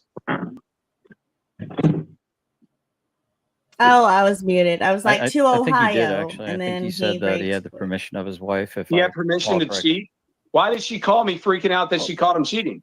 Well, so here's the interesting thing. My relationship Bury that with water, my wife Todd. is my relationship with my wife. Now, I don't try to include a lot of. You want me to keep playing or? I want to point out that that is complete cap that he's acting like a relationship between a husband and a wife is their business. Well, he's made his whole channel off of getting involved in Chris's relationship with his wife. And also, I want to understand some of the when the GS said he is grieving. Whose spouse passes away like this, and then they come on the internet and act like this? Like, would I personally, if my spouse something like this happened and they did do that to themselves, I would feel guilty, right? It doesn't seem like he has any guilt. Like this is not normal responses to your spouse passing away. But you'd feel guilty because you did it. No, I'm saying I would feel guilty that why I was there for them. I must have done something that made them do this. Like that's what you would think if somebody passed away. Sorry? Nothing. I'm just being a douche. Let me ask you this. Let me ask you all this. This is how I see it. If instead of Sean Porter right now, you were watching a video of a police detective in an interrogation room who's staying on target with the things that matter to the case, like Sean is doing, and Rabbit's video is played in court of him responding to the investigator the way he's responding to Porter right now, would they find him guilty based on that? Well, it wouldn't be a guilty, innocent thing, but that would definitely be a bad look. They damn sure don't look anywhere near innocent by the way he's responding to these simple questions. Because if you're listening closely, Sean's just stuck on just a couple of factors. He's saying, what about the pictures that I found of your dating site that you made? What about you making threats to Ron Benghazi? What about, and he's staying on those. That's all it is. So imagine if it was a detective in an interrogation room asking Rabbit, asking Billy, what about the threats you made? That's another thing I was thinking. That's another thing I was thinking about earlier. Is why is his name Benghazi Rabbit and the other guy? So is it Lion's father's last name is Benghazi? No. Okay, so that group. So Sean Porter had a YouTube channel, and he still has a TikTok. And I may be a little bit off, but I'm close enough. And that's where the rabbit suit comes from. Is that that Billy's part was to dress up like a rabbit for their videos. Okay, then it's not what I thought it was. Okay, never mind. All they're doing on Sean's channel is just kind of like political, just getting rises out of people with political stuff. Right. And his channel got taken down during this last presidential election, he said, and he's in the process of, fighting it, yada, yada, yada. Right. But I think Ron Benghazi is just another person that was involved in the creation of content with them. Yes. I gotcha. Yes. Did I hear a question? Somebody asked why his channel is called the Benghazi Rabbit. Yeah. Yes. Yeah, that's because Ron Benghazi and the Rabbit combined to make Benghazi Rabbit, and Ron Benghazi sometimes posts on the Benghazi Rabbit channel. I don't know if he's posted anytime recently, but that's why. And then, I mean, obviously they could have chosen any name, but at least with Rabbit, he's always looking for some kind of controversy. So the word Benghazi, is controversial.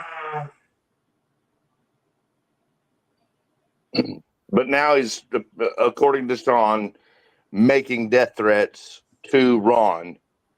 So, I like how Porter is just staying on his questions, no matter what Todd or Rabbit does to try to divert him, because they're obviously in bad faith trying to get him off of those two. He's only asked 2 questions so far, and he stayed on them through this whole thing we just watched. And that's a good approach. My lawyer told me once that judges hear all sorts of shit all the time, constantly. So if you shotgun them with a whole bunch of different reasons why, you're right and the other person is wrong, they won't remember any of them. He said use a rifle, not a shotgun, because if you just hammer 1 or 2 solid points home over and over and over again, that sticks in their head.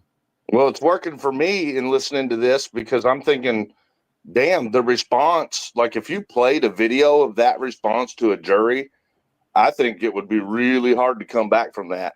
Like if that was how Rabbit was responding to the cops, just saying, did you threaten Ron Benghazi?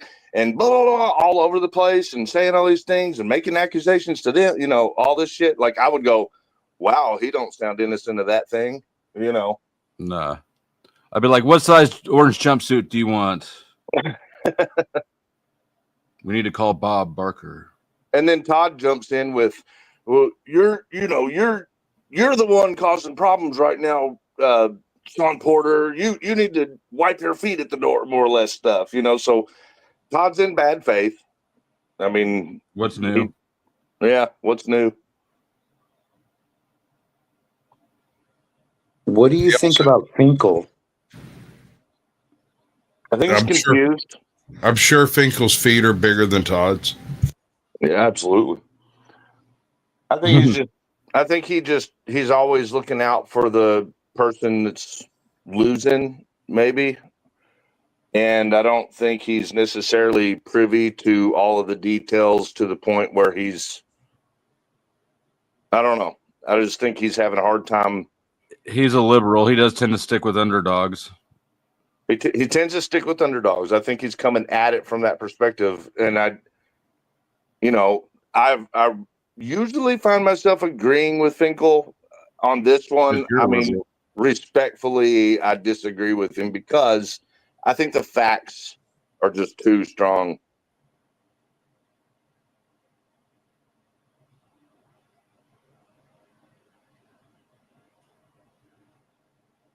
Nice. Don't talk all at once, folks. We had a pretty I good was show waiting on the going play for a minute. button.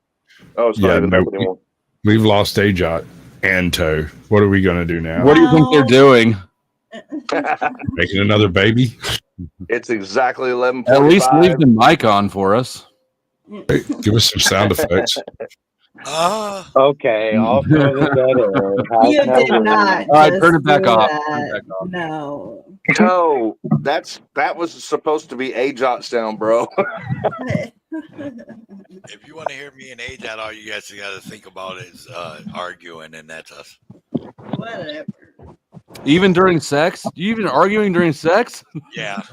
That's hot. No, the joke's on you, bitch. I'm into that shit. I prefer sneezing to arguing. Oh yeah. Or you just get one that knows how to Hey, take on Rocky. you. All right, I got to drop Rocky the link. Rocky, we need you up here. For sure. Rocky. And who's that? He's Grandpa who people needs to meet. It'll We be need- funny if Yes. nothing else. Well, we're gonna have my good friend Clash with Bow up here in a minute. Cool. He's on his way. Oh, that's So going to you're go saying- terribly. Let's do it. So you're saying Rocky, hurry up. We need to do this quickly. Does Rocky do You know, anything quick? you know who Bao is. I think probably Flo. You just don't know who he is. So That's likely the case. That happens. he's the guy who went to the checkpoints for immigration all over the place, and then he's like part Chinese or some kind of like Asian descent, right?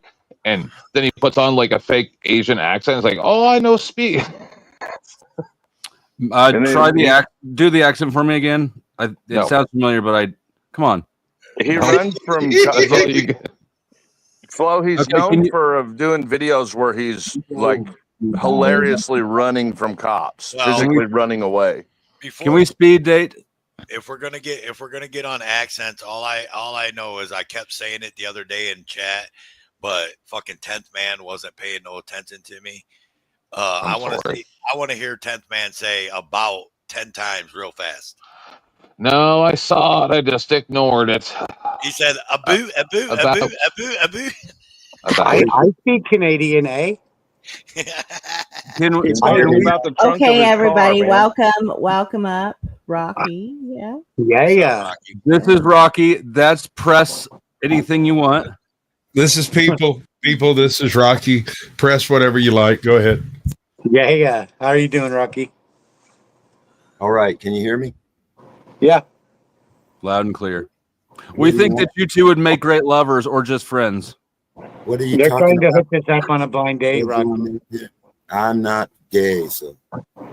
Yeah, he's joking. He's joking. That's You what guys very act like the specific founding is. fathers. You guys act like the founding fathers, so you guys should talk about the Constitution and the way you think we should fix this country. And I think the two of these guys might be magic. Yeah. If you want to fix the country, you got to fix yourself first. But what about the right to travel and stuff? Free man on the land. The word travel is not in the Constitution the last time I checked, but the people have the right to press on harder and now. They can assemble, they can petition, they can grieve. Ask and you shall receive. Yeah, The they right can to read region. travel is unalienable. It cannot be infringed. It's a human right. It's to travel. But traveling and driving are different things. The word human is not Driving mentioned in means the commercial. Constitution, not even one time. The normal means of transportation these days is a motorized carriage. It used to be just a carriage. Now it's motorized. And doing commerce is different than traveling. Yeah, so it's an unalienable right. It cannot be infringed. Do you know what infringed means? When they got that fringe around the flag, that means you're being infringed upon. Because you're being invaded in the maritime court.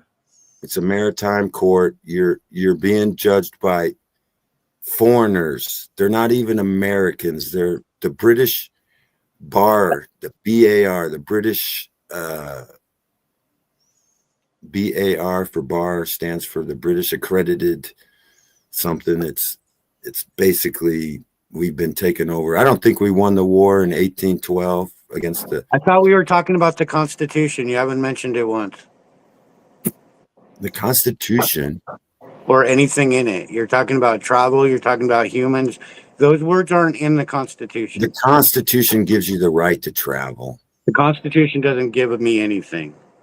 It doesn't give you it, but it secures your rights against the government. The government's not supposed to infringe your God-given rights.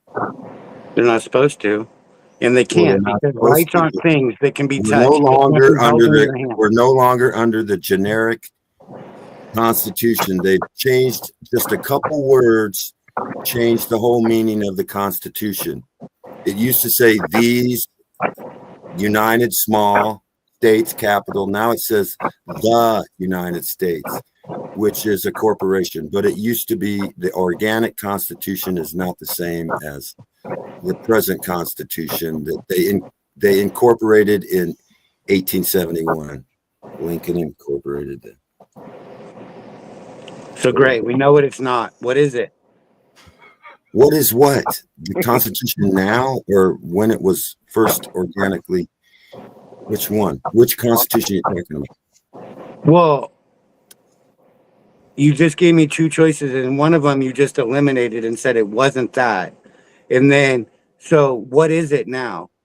What is it? If it's not that, because you want to tell me what it isn't. So what is it? The present Constitution? Yeah, well, what's the Constitution? The present Constitution, the United States Constitution, not these United States Constitution, but the United States Constitution is an order. Is a corporate it's an order. document. It's a an corporate order. document. It's That's an why order. Obama It's an order. became president, because it's The just a Constitution corporation. is an Anybody order. can become president. You don't have to be a citizen of the United States, and because I it's have just I have two Black's Law dictionaries if we need them. Just letting you know. The Constitution is an order. Okay, the people were ordering up a government, right? Just like you order up cheeseburgers and fries from Burger King, and they wanted it their way, right? And so they wrote an order. We the people in order. It was in I an can't order. hear It you. was an order, Virgin out. and it's an order, You're right? echoing or something. Yeah, the Constitution. I'm echoing it. We the people in order, right? It's an order. Okay, the people were ordering a government, right? Yes, And how they wanted it. originally the people were Christians, and they demanded the 10 Amendments. They demanded those, and it was a Christian society, and we demanded that the government be limited and secure our God-given rights. But we were infiltrated by, I don't know, and they kind of made it so that it would eventually fail, because they knew it would fail. So I got a question. I got like a huge question. How did we go from, I mean, the show's title is discussion about LION1, and we and now we're on who knows the Constitution better than who. So I kind of feel like that's a topic for another show, if you ask me. Because I mean, I'm here for LION1. I'm not here to hear about the Earth is flat and the damn chemtrails and the Constitution isn't the Constitution, and we're this and that and this and that. And I'm not here for that. I just got here, and I don't know what you were talking about before. No, I'm not talking about you, but I'm just saying I'm being how this is my girl's show. I'm putting it out there that this is for LION1. I accept all responsibility for the horrible things that took place while I was getting some pot roast. Don't worry, What's I'm line putting one? it all. I'm putting it all on you, Caucasian. Anyway. What I is accept line no one? responsibility. It's not my stream. What's Lion One? I don't understand what you're talking about. Lion One. LION1 is a person that passed away, and there's some questions behind her passing. And she was a very big person in the First Amendment, auditing, activism, cop watching community. Okay. So, and we're talking about the facts on her case and what happened and things like that right now. And these Okay, all these people on panel except for Flo have known LION1 and spoke with her on many occasions. And we're just going over. It's more of a talking about her life. Seeking justice for Yes, LION1. justice. Yeah, thank you. How did Thank she you for die? helping me.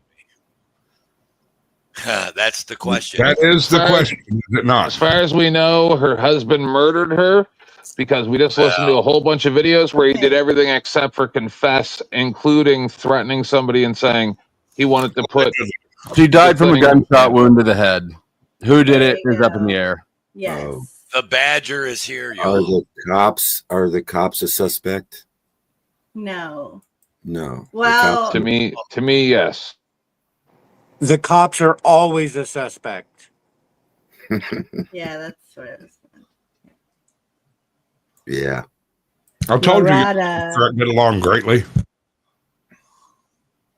It was a little rocky at first, no pun intended, but I think that we'll get there. So Flow State, the Powder Dusty, Yes, sir. the guy down there at the bottom in the middle, that is the Clash with Bow. That is the Bad Badger. Nice to meet you, Badger. Hey, what's up, man? It's Bow. Bow? Okay, well, nice to meet you, Bow. Yeah, it's all good. You guys doing good? I've been listening to y'all stream, and I've been listening most of this. What up, Bow? Okay, What's did going Lonely Lion die recently? Yes. On May 30th. May 30th. Right? And do I she got was the a date First Amendment auditor that everybody knew. Supporter. Was she in? Were they harassing her recently for some reason? For the cops harassing her for some reason? No. No one believes that the cops had anything to do with it. I think the more motive. So it's a standard. Her husband. It's a standard homicide, probably.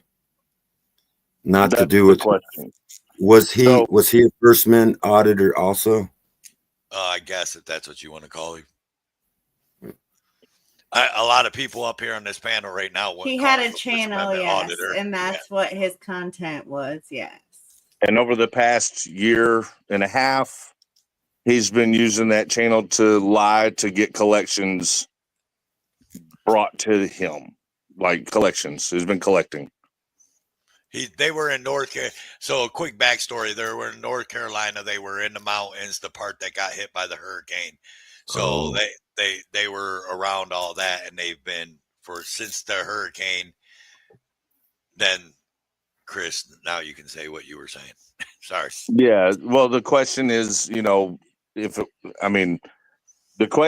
big question is a lot of, like, there are people who are dead set and speaking out saying that they believe that it was her husband that did it, but he is saying and trying to get everyone to believe that it was can I say the S word, that she did it herself. Just not, yeah. That she did it herself. Okay. And there's a lot of contentious arguments on different channels on YouTube about that, like going back and forth. But the facts that we know, there's a lot of facts. There's a lot of facts that we all know that have come out. And one of them was after the hurricane, Rabbit is the guy's name, the husband's name. He was lying on his streams and collecting donations. And then those donations were not going to where they were supposed to. And also the reasons for the collections were also determined to have not been true. And his wife amongst other reasons, were saying that she was unhappy with their situation, that he'd been hanging around a bad crowd, basically pushing these people into her life that she was in control of because she was the one that owned the house. She was the one that owned the car. She was the one that, you know what I'm saying? Like, she was the stability. And it led to like all these things. Plus, we're finding out that potentially he was cheating on her and making up stories about her and their relationship. So it all boils down to all the facts lead, in my opinion, all the facts lead to their relationship. She was leaving him and going to another state to get away from him. She was very unhappy with the situation that was occurring in her home and in her circle and wanted to get out of it. And then you get the death. And that's kind of what we're all talking about now. She seemed so she was depressed because she was in a bad situation. You could think, I mean, you could say that, but it didn't, like her communications with her friends. I know Bao follows a lot of. Do you know anything about it, Bao? About Lion. The LION1 tragedy. I know of what people Or are what are saying your on thoughts YouTube. on it? Yeah. There's a lot. I have a lot of thoughts. I think a lot of things. You know, I don't think things are always as simple as you know, a self-offing or a murder. Sometimes I think you know things can be very complex in life sometimes. And I think after hearing everybody say what they've said, or you know, at least from what I've had a chance to hear, I think there's a lot more to the story here. I think there's a lot more questions that I have about the people that are saying what they're saying, and also what they're not saying, because you know, there's people that are willing to say stuff, yet there's some stuff they won't say. But when you think about it, it doesn't matter at all if they say it or not. If they have already said all this other stuff, you know, so it's weird.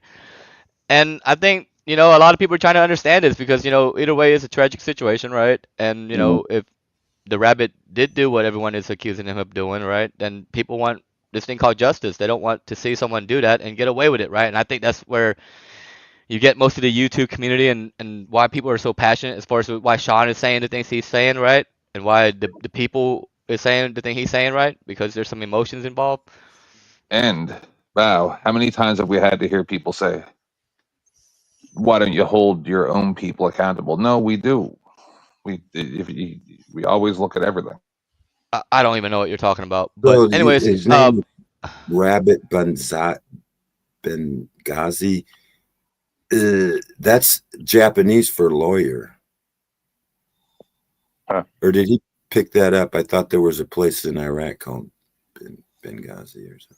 I thought it was after, from what I heard from Sean, I thought it was because of Ron Benghazi or something. I That believe. was his former YouTube channel partner, apparently, was Ron Benghazi. And then Rabbit dresses, his name is Billy. Billy dresses in a rabbit suit, and that's part of the premise for the YouTube channel.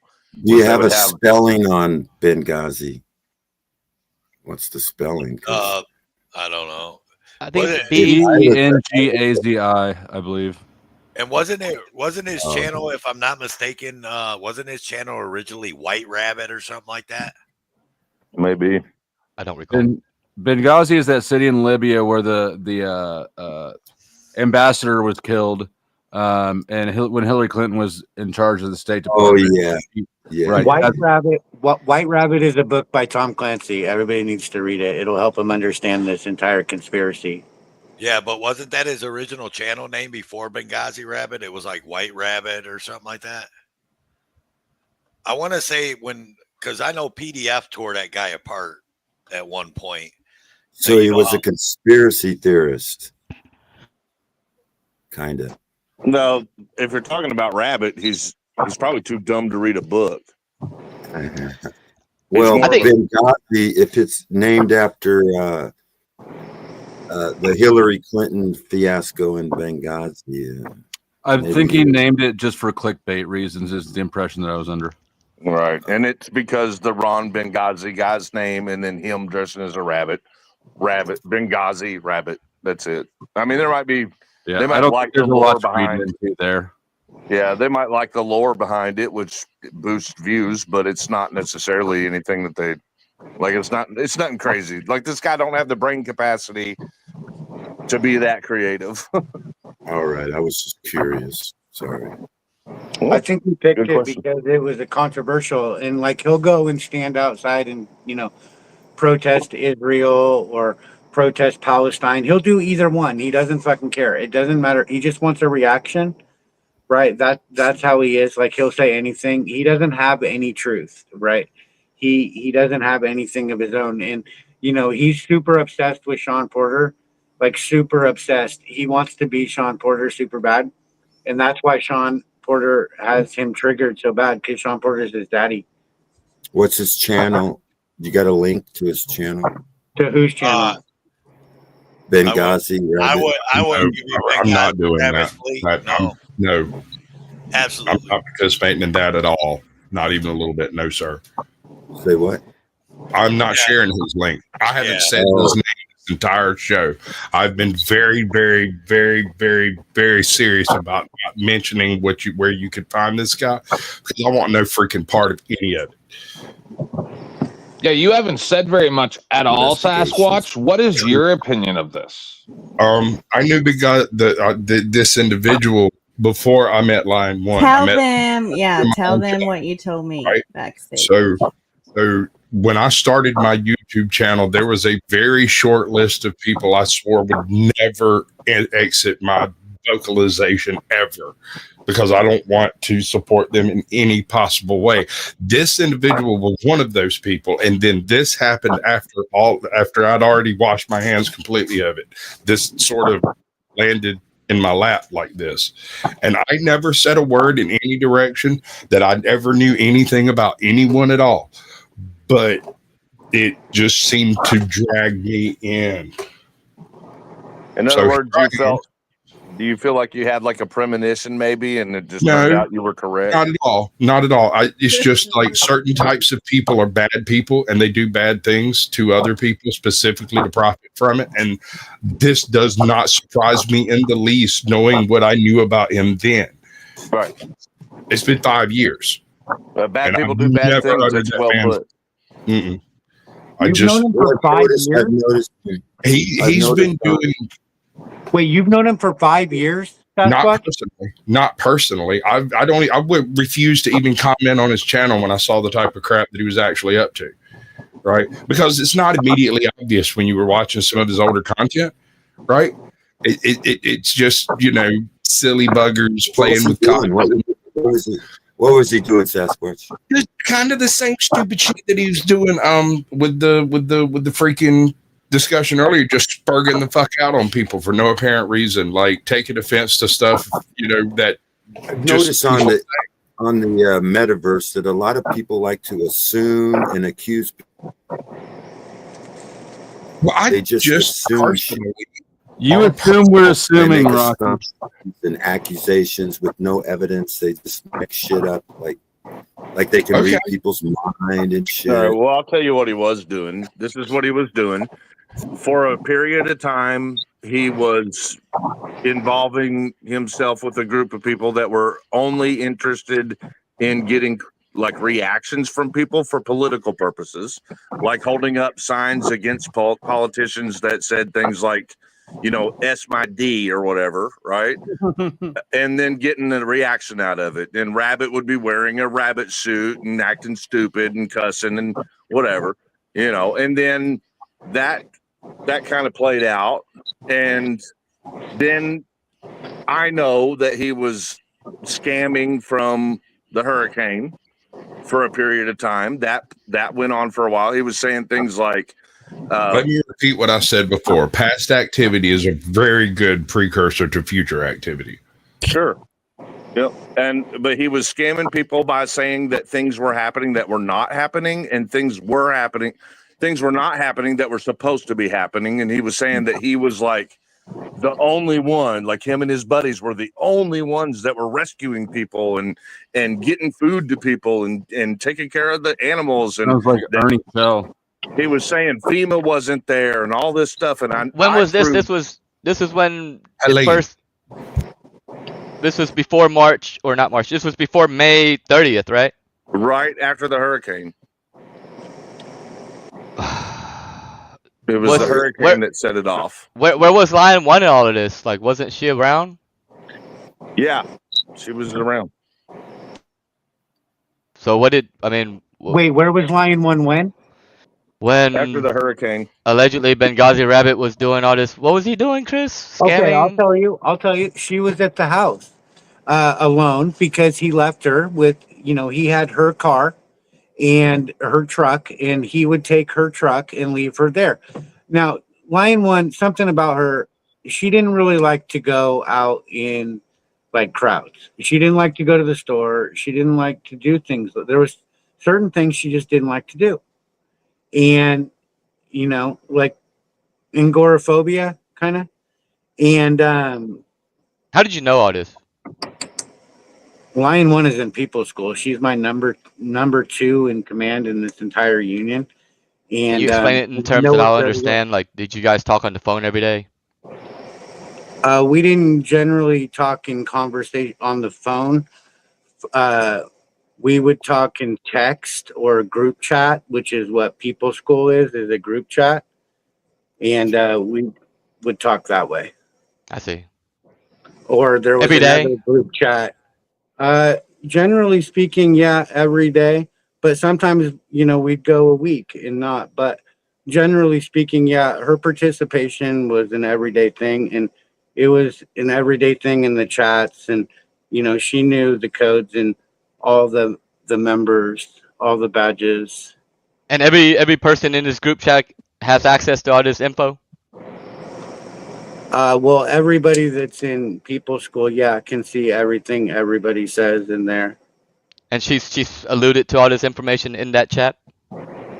Alluded to what about the hurricanes? Okay, when the hurricane happened, her power was off for a week, and we were all very, very worried about her in People's School. And yes, I remember it like it was just last year. And her power was out for a very long time, and she was trying to get messages to people via other people when she would get some cell service, like in town. And then the camps were established, right? And she wanted to be of utmost help in that effort. She definitely used her resources in any way that she could in order to help immediately after the hurricane effort. But then what happened is camps, they get dirty and they get slummy, and then a criminal element comes in, and Billy wanted to profit using a nonprofit and the money for relief. And so he had this plan. This was going, you were getting this information through the group chats? No, she wasn't saying that he had that wicked plan then. I don't think she knew his plan, but I was definitely on to his evil intent and everything. I had met him, before this. So I definitely knew that he was very bad. I guess my real question is, how did you know some of this, some of her personal preferences? Like, there's got to be a pretty strong bond there, Preferences regarding what? Well, gosh, based on what you said, you said some details about their relationship that, like you would have to be a close friend to kind of know. Well, I was a close friend. I'm not. Yeah, and I was your best friend. No, I'm not claiming you're not. Yeah, I was just she was really in my interested inner circle, and I was in her inner circle. Go ahead. I was just interested on the nature of it, because I know it's through social media, so sometimes it could be, through communications through Discord, and it's not all, voice calls or anything like that. I didn't know if she would call you if she was scared or something like that. Well, She he did said, call Val, me. that he She had. was scared. Listen, I talked to her Monday, Tuesday, Wednesday, and Thursday the week prior to her death. In all total, about 10 hours we talked on the phone. And like I said, you asked me earlier if we would usually talk on the phone, and I said no, and we wouldn't. But when we did, we would talk for hours, right? What made that week so special? Like why was the phone call necessary? Well, she called me at night. I was with Ghost Rider and Johnny Bravo, and we had just done a cop watch in Denver. And she called me, and I missed the call, and I immediately called it back because, I mean, if she calls me, I'm gonna freaking answer. Okay, that's for goddamn sure. And but I usually don't hear my phone ring. But anyway, I called her right back, and then she told me that she discovered Billy had a FetLife account, and I had never heard FetLife. I'm like, she's like, it's like Facebook, and I'm like, all this stuff's coming in, but she's Don't lie to us. you know, and I'm in the car with Johnny Bravo and Ghost Rider, so there's chatter, you know, but she's telling me that he's cheating on her and that he's on these BDSM sites and it's super crazy, and she just can't believe that he would think that she's the one to tolerate such behavior, because she wouldn't. Not ever, never in a million fucking years. Right. And that's the gist of the conversation, you know. And then the next day we talked for several hours, right? And the next day, several more hours, you know. Well, I'll tell you about, you know, every conversation, every topic leads back to astrology with her and I, right? And to Gemini and what Geminis would do. We're both Geminis. Well, I have a born on date, but she had a Did she still birthday. sound upset from finding out Billy was cheating on her, or was she kind of moving She on? was upset. She had Yeah. real feelings, pal. She was, you know, she put her heart and soul into that relationship. And Geminis, they don't You knew her. You knew her before Billy, right? Long before Billy. And before Billy, she was with HPR, right? Yeah. And she kicked him out in order to get with Billy, right? I'm not going to say she kicked him out, but what I will say is that Billy got in between her and him, and somehow or another, HPR.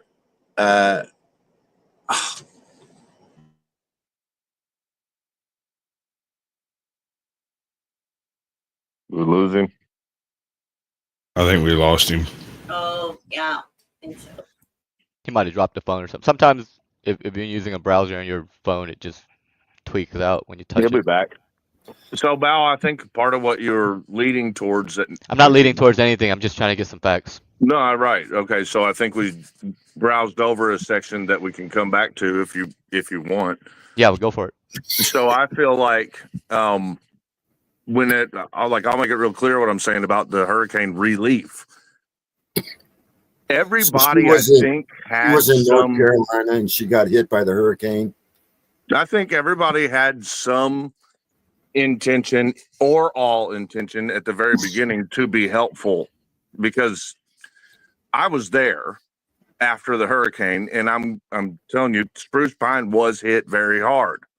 It was the way it was is like as you were driving up the only road the highway that goes through there, it would be like you could see the path. You know what I'm saying? So like what was in the path got fucked up, like fucked all the way that up. thing went straight over my house, bro. It turned this entire county into a place that looked vaguely like Fallout with gas stations.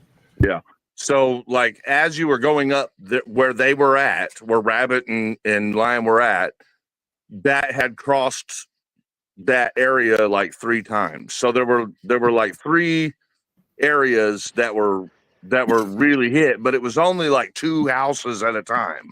So like if you had 100 houses, there was maybe 6 that were fucked all the way up. And then of course a big rut in the ground and power lines down, tree branches in the road, pieces of the road falling out, things like that. But it wasn't what everybody was saying. Some people were describing it really well.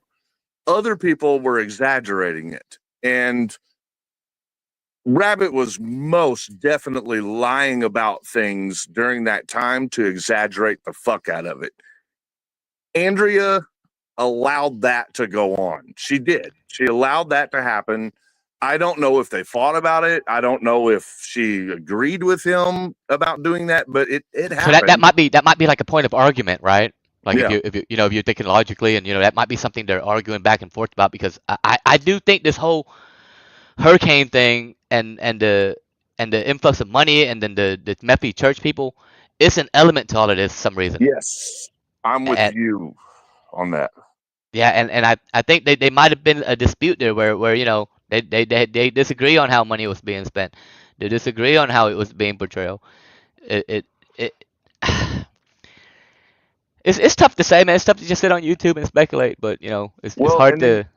but we're gathering people's testimonies, and in this, like say what you want about things getting blown up on YouTube. I'm not a huge fan either. I mean, you've seen what's happened to me by shit getting blown up on YouTube and lied about and all that. But the point is that there are some things that would come out that are true, and I don't know, but I do believe. Like I can't say that it's a fact, but I do believe the couple of people who said in their conversations with Andrea, she was disgruntled about the way that group was doing things on the back of the hurricane.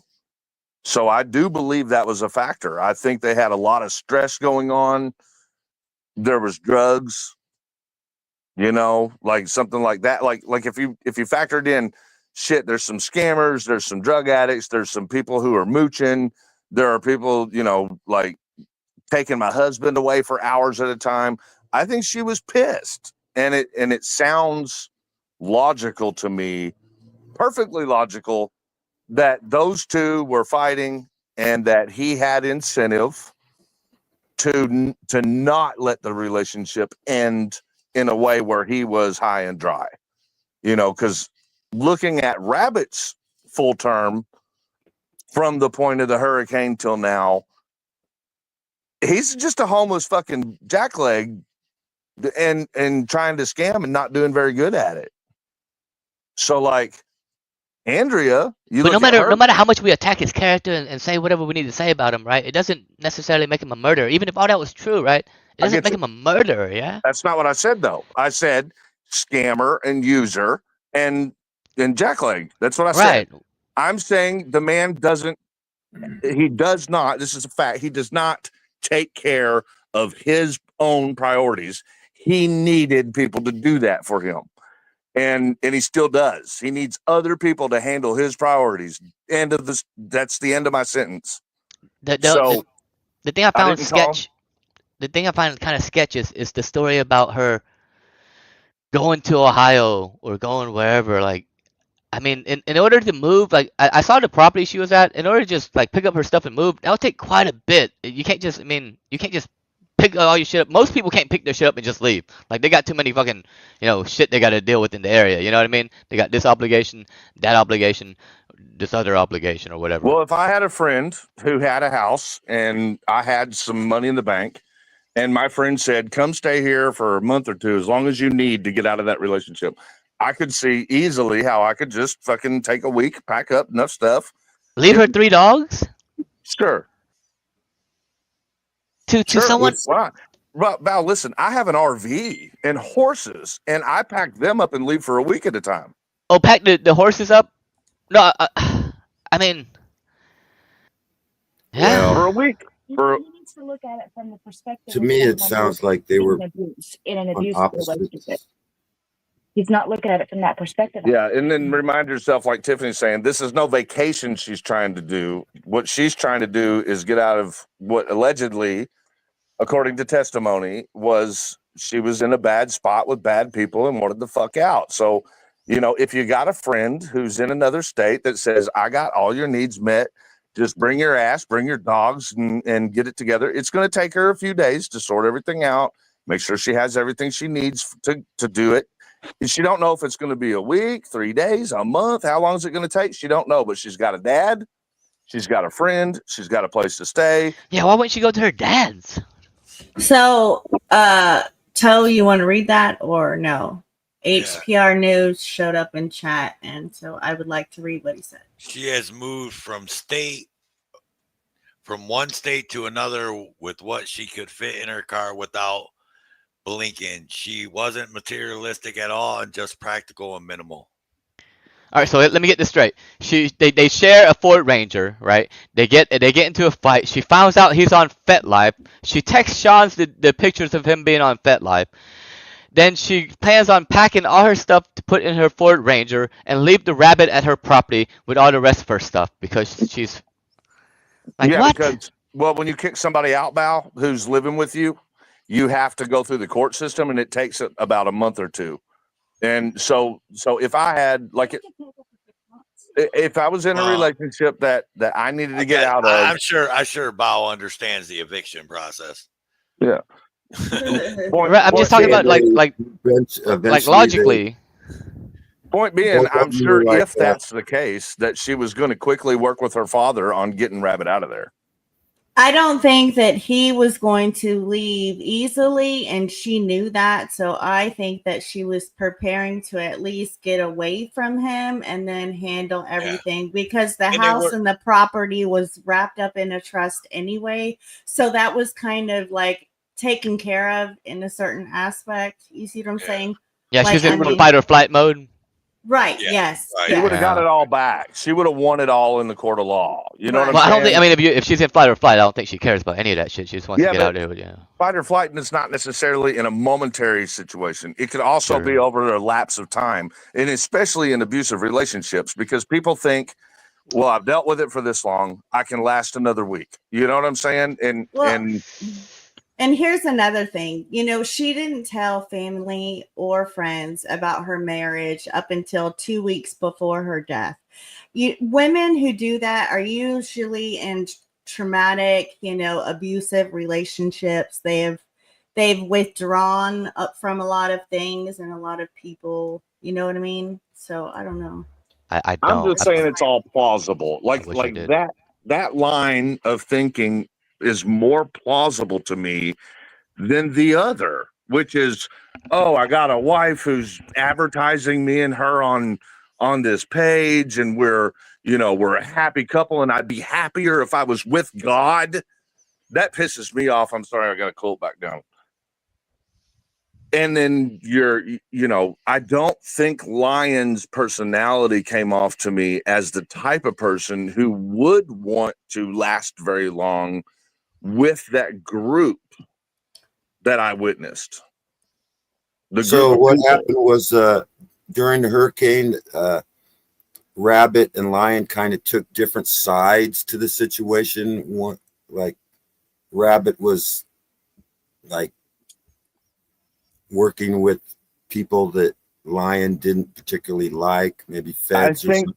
I think he possibly got into some illegal extracurricular activities. We'll just put it that way. Yeah, and I think that took advantage of the hurricane, was stealing or something. It built up, bro. So like, I don't think that they were immediately like, just, oh my God, let's make $1 million overnight off of this.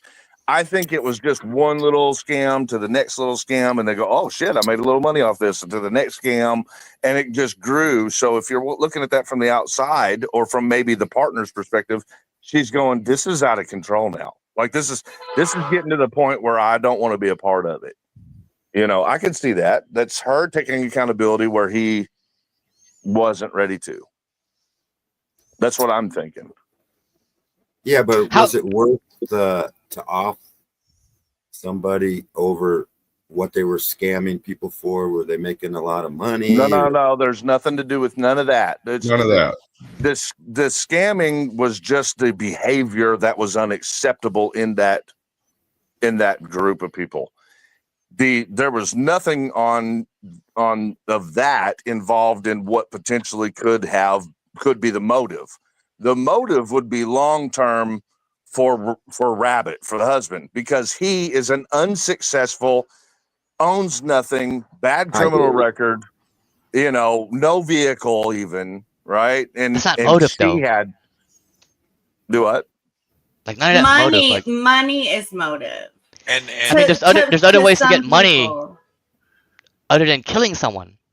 Right, but he already had amount of money at in one time. I mean, and he knows if he's been with her for 2 years, he knows the nature of this money. He knows that he can't get his hands on it. No, he had his hands on it. Val, he was If with that her. was the case, then why did he try to go and How withdraw long it were the they very together? Only next 2 business years. day? I believe they were. Yeah, yeah. But he 2 had his years, hands that's on it. all. He was living in it. He was driving it. He was Right. I You know get what I'm that. saying? So No, you give somebody well, this lifestyle for well, 2 hold on. years. You're missing a couple of things here. One of the details is that they couldn't get a car. They had to get the dad to get a car for them. Yeah, Dad does that Okay. for her. That's her lifestyle. Right. So he understands that like anyone in that situation understands like yeah, he might be using it, but he doesn't have access to it. There's two different things. You know what I mean? Well, that's why you would do a quote unquote will when you do something like that, which is exactly what we're looking at in this case. He did a will for her. Someone said earlier. Well, he said he slipped a tongue on his testimony You on said it, GS's yeah. live stream and said, I wrote what Andrea wanted with everything. And that's being challenged, and everybody's saying, wait a minute, you said when if it was a will, then you wouldn't have wrote it. She would have. You know what I'm saying? So, I mean, that's just another factor to be recognized in this case. So, yeah, I mean, if he thinks that a piece of paper with a bunch of That's not even how wills work. Like wills, like you can't just write a piece of paper and exactly, bro, exactly. But we're talking about Billy here. Motherfucker's probably never read a book that's past 3rd grade. That's the other thing is Are you go on, reading Toe. the bottom? Did you read the bottom there? That's so HBR would know. There's what he wrote at the bottom. The truck was paid for in full since 2019 and titled in her name. So it's her truck. So it's not, there's no money owed on it, no nothing. So now consider this. Just consider this. Okay. Let's say you're I just don't- him and you have a vehicle that you drive wherever you want to go. You have 18 acres of land in the mountains. You have a house. Right. You got a Why bunch would of you friends. kill her? Right? Like that makes no sense. Hold on. You got a bunch of friends around you that you've made over the past couple of years. You got a lifestyle. All because of that you're her. living. Right. All because of her. off- Like why would all- you end that? It makes no sense. You see all what I'm getting? all off of her foundation. Right. And then she says, I am pulling away that foundation. I am taking it away from you. What are you Did left she say with? that though? Yes, that's according to what everybody's saying. That's what Right, she was but doing. did she say it though? Do we know she said that? That's the question I have. That is the big question that I am Right? asking. Is there any proof that that's and look, I don't expect the proof. Who am I to ask for it? And even if there is, or even if she did say it, right? What's his reaction? Okay, let me pew you because that makes sense. Well, hold on. I think it does make sense if you factor in the other things that are offered, that are available. The door was locked behind him in the bedroom. He said that she had already passed away before he even got home. Yet, and then in his testimony, he's saying that he heard her gurgling. He's saying that he was home for a period of time and even took a shower, but yet he didn't hear a gunshot. How long does it take for somebody to pass away in that condition? It ain't what he's saying. And then why would he rack the gun? So my only response to all of that would be he's not deemed to be reliable in any circumstance, and I tell you why, right? If he did it, right, whatever he says, it's not going to be reliable because he's going to lie, right? He's going to lie, right?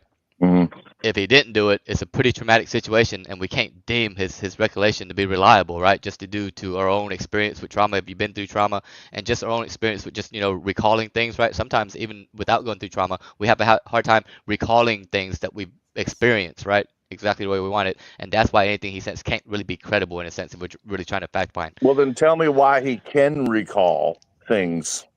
Here's what I'm asking you. Flip that on its face and ask yourself this. Why is it that he is so certain and making sure everyone else hears him when he says, she was already gone before I got home? That's recalling something. No, for sure. Sounds to me like she got hooked up with some guy that she didn't know that well. Maybe some ex-druggie or some kind of meth head or some kind of shit. Did he have a history of meth? Does anyone know?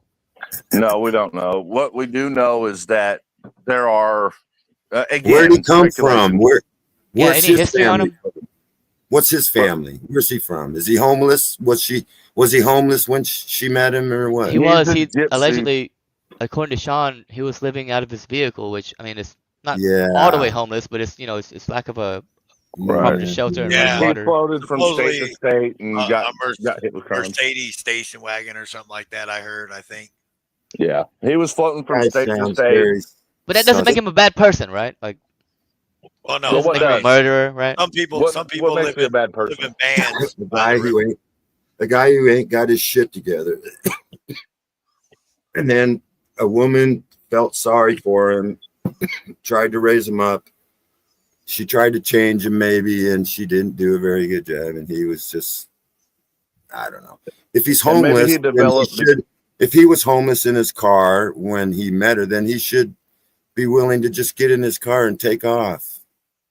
Yeah, That's what I'm saying, Rocky. It doesn't make sense. It's not a logical response to someone kicking you out.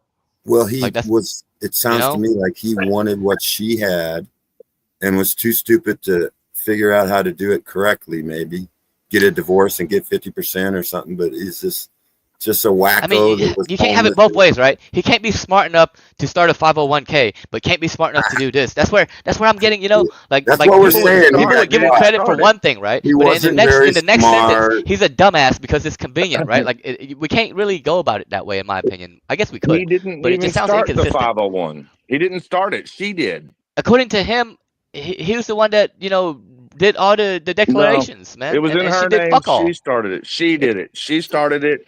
And I then get that, but according to the info, is that she did fuck all. It was just her name. Like she didn't do all the actual work. I could be wrong, and she could well, be there's very. more to say that it was hers than there is to say But that it was his. Regardless of that, even if she did, it doesn't make him a total dumbass, right? Like there's things that he's been given credit for by the same people that are not giving him credit for other things, which is inconsistent. That's all I'm saying. Can you think of anything that I've given him credit for that you would call me on? I not at this moment, but I'm just saying in general. Okay. Yeah, I wasn't talking about you in particular, by the way. No, I know. I think you were talking about in general about what you're hearing in the YouTube streets, and I'm wanting you to focus on one. So no, we're not. Because it's been 4 lovely hours, and I don't want this to get kind of sidetracked. There's links in the description, and for the videos that I've shown, I would have put links to GS's freaking stuff, but all of his stuff is behind a $9.99 paywall that I'm not gonna pay. Damn, he think he worth that much, man? Tiffany is gonna send.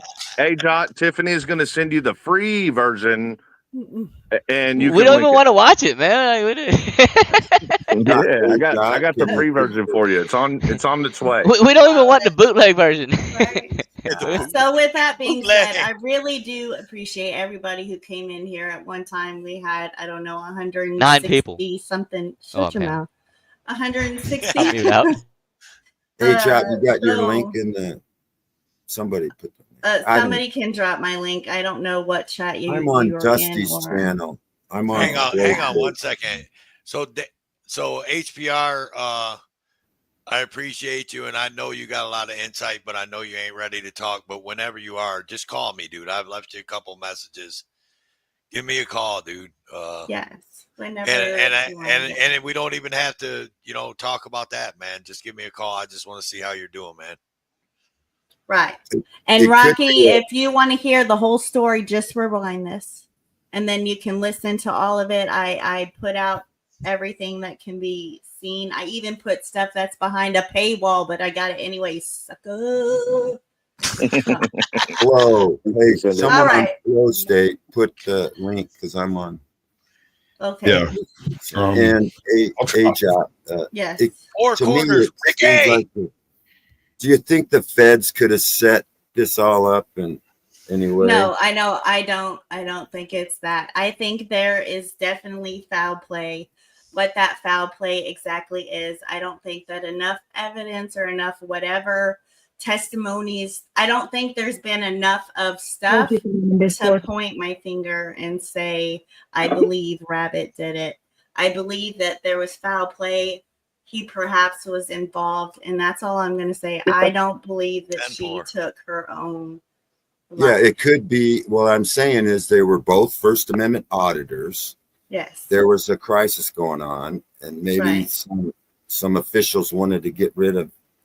No, I don't. I don't. It don't Again, point to that. that's just no. There is a Okay, government I was just asking. conspiracy, but Thanks. whatever. Okay, no problem. So with that being said, I appreciate you, Rocky. It was nice to meet you. Her link is backstage in the private chat.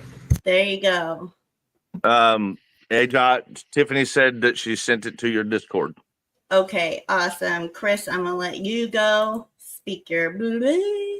Oh, that was it. I love y'all. Bow, I think that later you and I should continue to hammer out more of these details because I think a lot of people want to hear the pros and cons. And Absolutely, I'm all about that. I would love to do a. Man, I don't think neither one of us has enough info about any of these people, to be honest. No, but I think it's good to talk through everything because I want to be fair too. You know what I'm saying? I want all of this, this stuff to come out. All right. AJ just wants to end her stream, man. She don't want to hear you talking, man.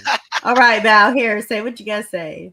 I'll leave. I'll respectfully just leave, man. I got fuck all No, to say. say what you gotta say. Oh, Okay. he's out. He's out. All right, you're next, dear. Peace out, lovely Lion. Justice for Andrea. I feel the same way AJ feels, and I love y'all. Toodles.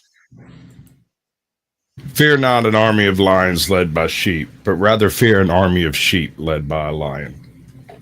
I'm out. Yeah. So, ladies and gentlemen, thank you so much for having this true crime naughty corner edition. We might have a part 2. We probably will. But with that being said, toodles.